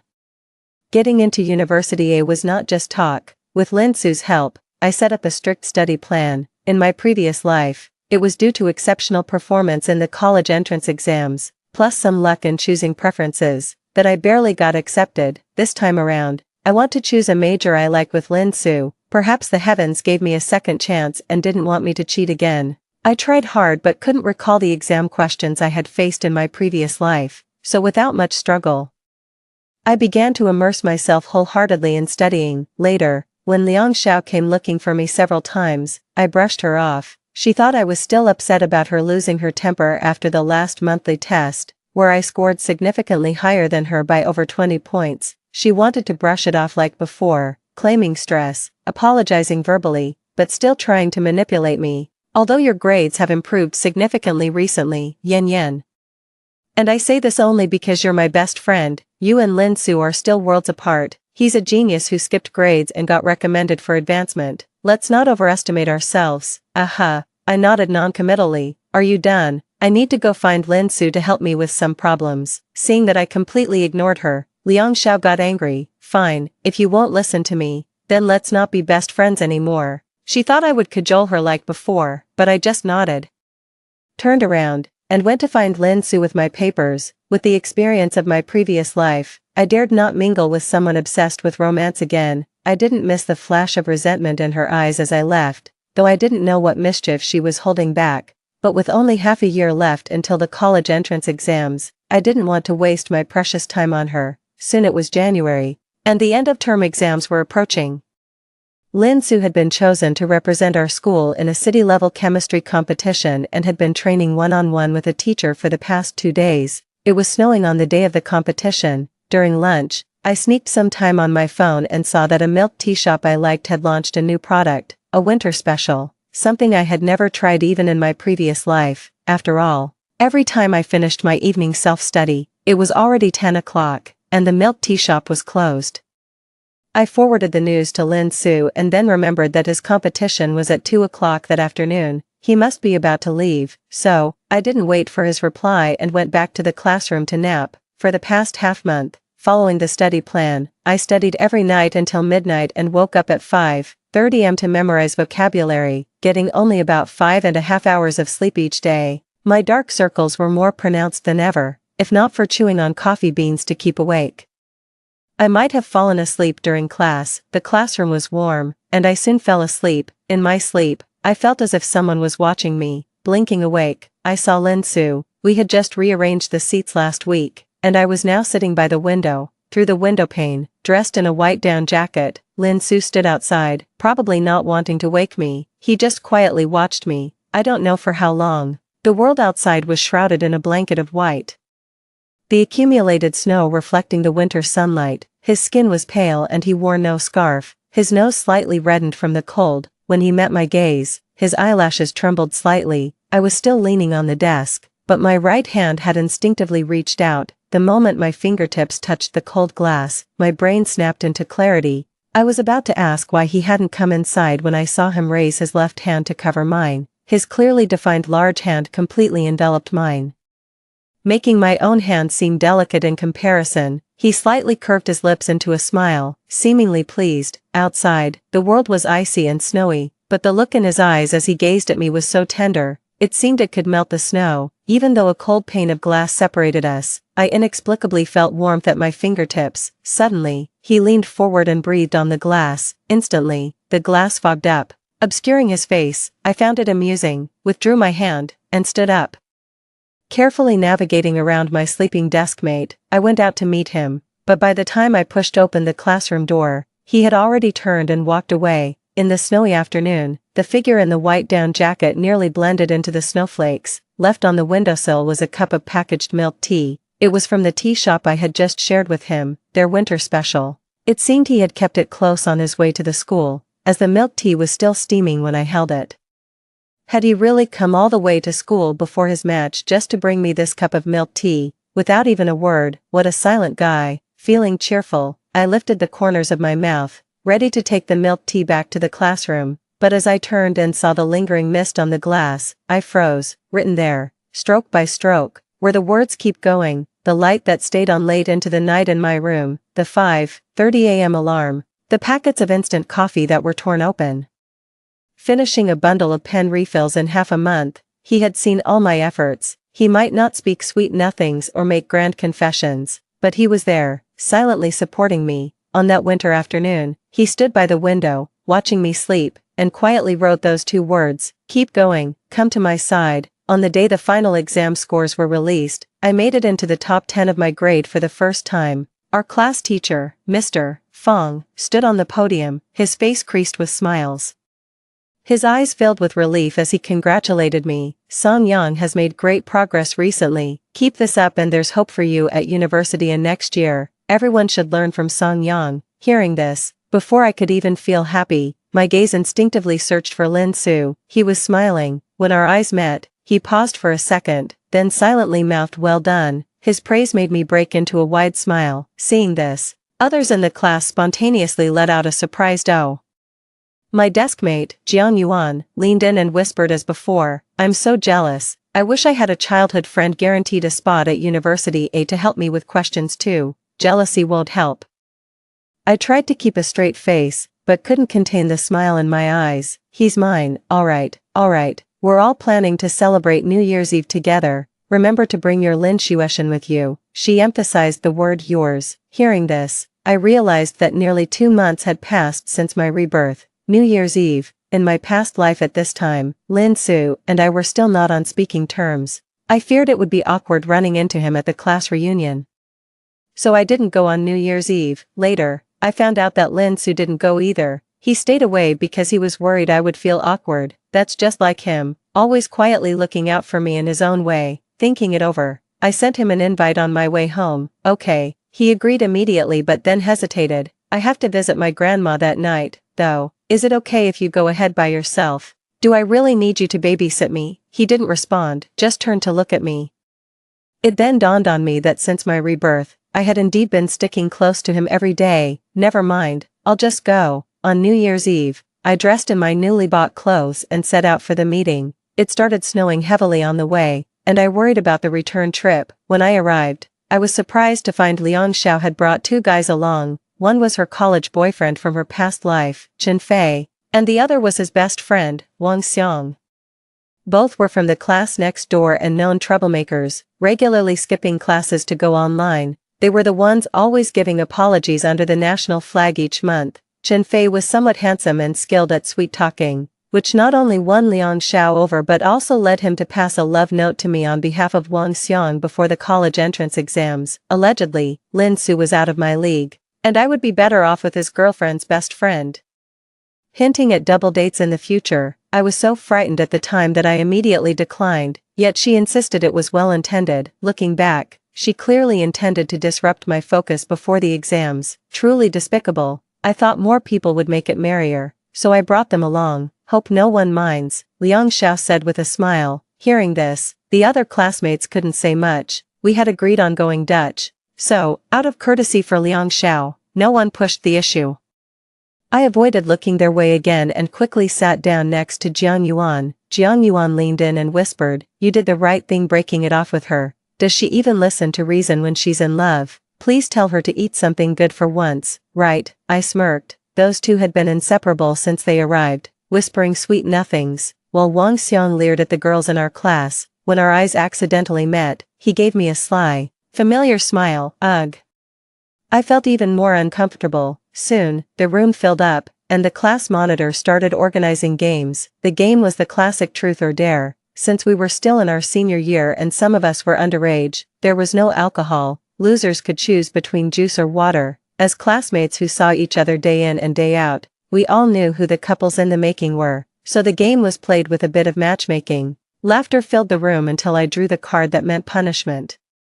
In this round, Liang Xiao was the one who had to assign the punishment. "Well, what to do? Our esteemed scholar Lin Su isn't even here," joked someone. As everyone in the class knew about my relationship with Lin Su, Liang Xiao seemed prepared, even a bit excited. "Song Yang, I won't make it too hard for you. Just hug the person who draws the other punishment card." As she spoke, the room went silent, everyone looking around. Then Wang Xiang, sitting next to Liang Xiao, raised his card and exchanged a knowing look with her, his smile one of triumph. "Sorry, the other punishment card is right here." The room fell silent for a moment, reflecting on what just happened. Liang Zhao's boyfriend, Chen Fei, had volunteered enthusiastically to deal cards, leaving no room for confusion among everyone. Zhang Yang, the class rebel with bleached hair, furrowed his brows and exclaimed in confusion, "Huh, this guy was a unique presence in our class."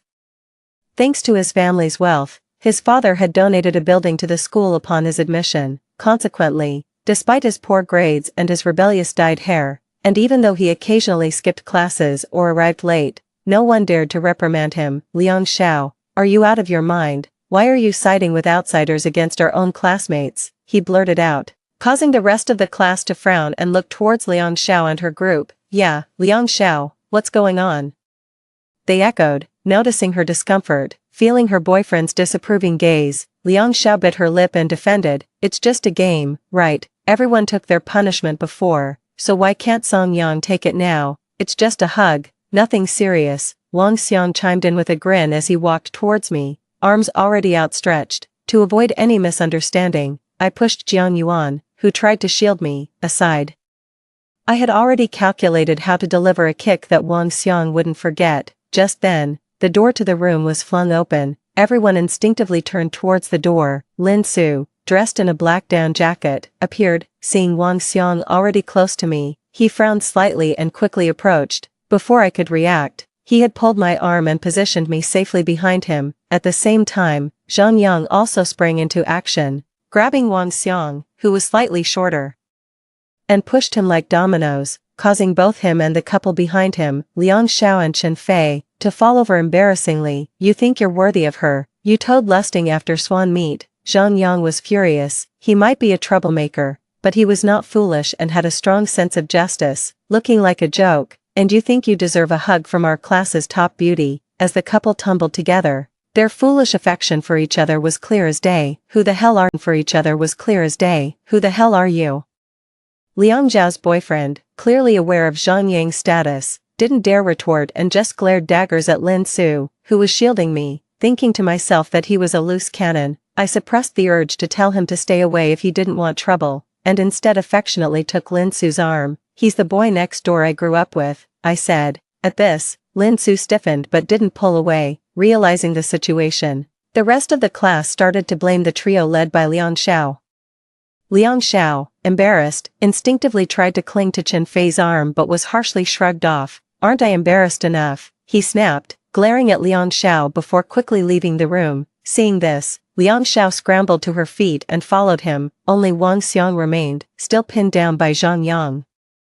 Facing his deadly glare and spilling the beans in fear, "It wasn't my idea." Liang Xiao said she had a single friend she wanted to set me up with, he confessed. Hearing this, Lin Su's demeanor turned icy. "Just you." His words alone made Wang Xiang's face turn beet red. "Fancy thoughts for an ugly guy," Zhang Yang sneered, kicking him. Now, with the room filled with our classmates, Wang Xiang, knowing he was at fault and after being kicked, didn't dare to speak up and just slunk away in disgrace.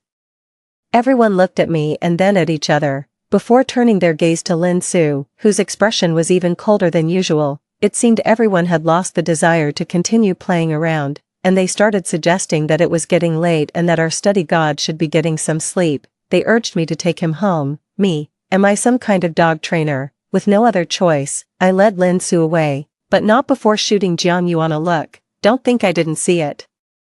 She was the one who messaged Lin Su right before the game started. Catching my gaze, Jiang Yuan gave me a look that said, "Sister, I understand you." "Ha, so you think you know everything, huh?" I followed Lin Su out of the KTV. Outside, the heavy snow continued to fall. On New Year's Eve, the streets were nearly empty. "How did you get here?" I asked Lin Su. He didn't reply. The unmelted snowflakes on his shoulders answered for him. "In the dead of winter."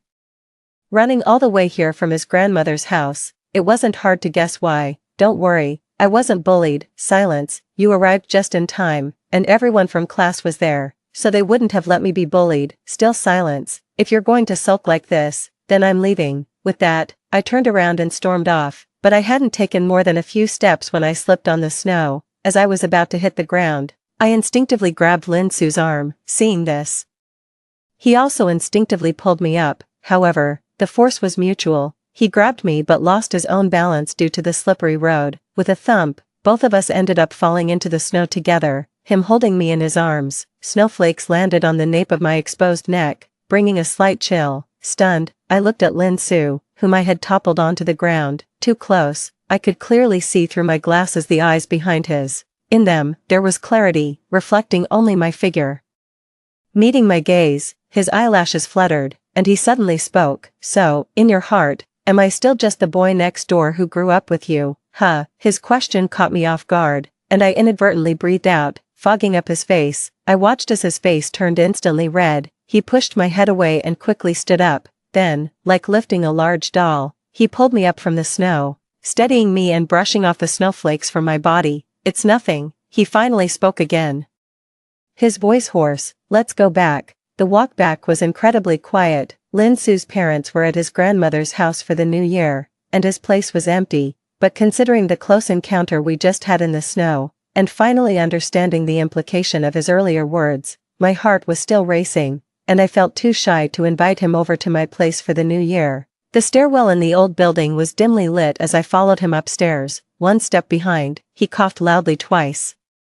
And reluctantly, the motion sensor light in the stairwell came on. From the first to the third floor, a short distance was stretched into a seemingly intimate atmosphere due to the narrow stairwell and dim lighting, until he stopped at my door. "Go inside," he said softly. The next second, the voice-activated light had just gone out. In the darkness, a sudden surge of courage came over me from nowhere. I stepped forward, reached out swiftly, and snatched the thin-framed glasses from his nose before he could react, tiptoeing, and just like that, it was done. The next second, I turned around, unable to look at him any longer, stomped my foot hard, and only then did the voice-activated light come back on. With my back turned, I handed him his glasses, and it took him several seconds to reach out and take them. Then, I immediately pulled out my keys, opened the door, and slipped inside.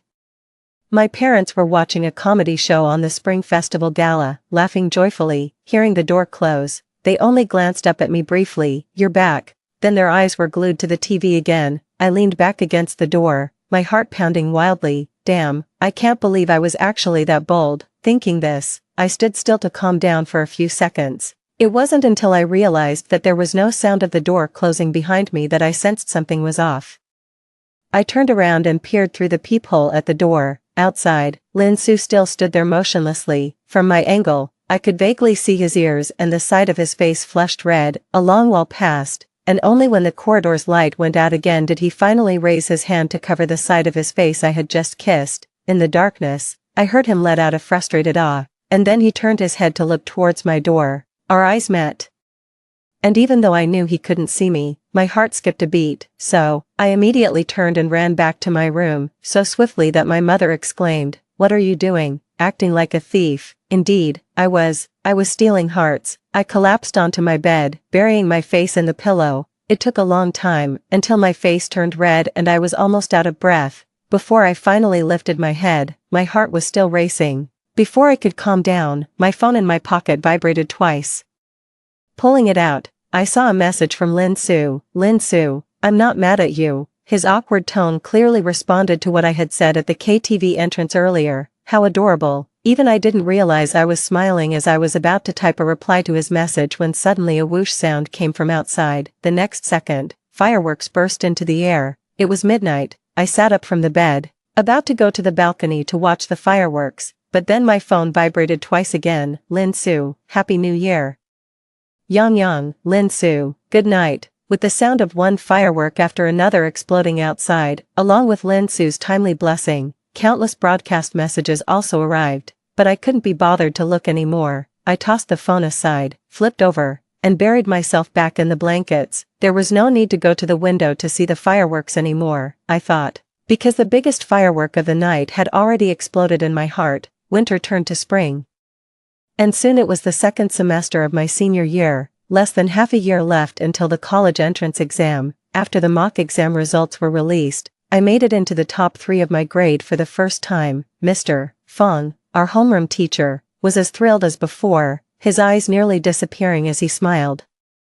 Great, now getting into a university seems stable. Our class is going to produce 2 university scholars. After saying that, he joyfully went off to boast to the other teachers in the staff room. For a while, I became well known among the whole grade's teaching staff, and sometimes when Lin Su and I walked along, other students would come over, ostensibly to rub off some of the top students' luck. However, Mr. Fong's delight lasted only a few days. He shouted out loud, "See you at a university," with his words echoing in my ears. I felt an adrenaline rush during the entire exam. The next day, when the results were announced, I had performed exceptionally well, securing the position of the top science student in the city. That entire summer, I was overjoyed to the point of being disoriented. The day the university admission letter was delivered to my house, I stood downstairs and shouted Lin Su's name loudly, and the whole neighborhood could hear it.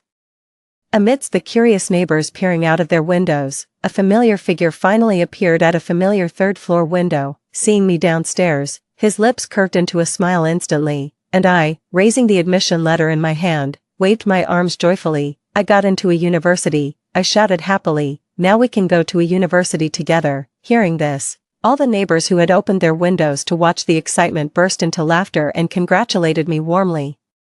Among the sounds of congratulations, I saw Lin Su opening his mouth, and then, as if worried I couldn't hear him, he shouted out loud again. He raised his hands to his mouth in the shape of a megaphone. The next second, I heard his voice, cheerier and louder than I had ever heard before. I heard it, he announced, his eyes and brows curved with a smile, happier than ever before. "Let's go to a university together, Yang." That night, Lin Su, who rarely posted anything online, unexpectedly shared a post on his social circle. The caption was just 2 words, "Lin Su, congratulations." The post included pictures of 2 admission letters placed side by side, the gold embossed letters of a university's full name shimmering under the sunlight. Following his post, I also shared one. It was the same picture, but with a different 2-word caption, "Song Yang, together happy." Just a few minutes after refreshing the page, comments started flooding in. "Jiang Yuan, just a passerby.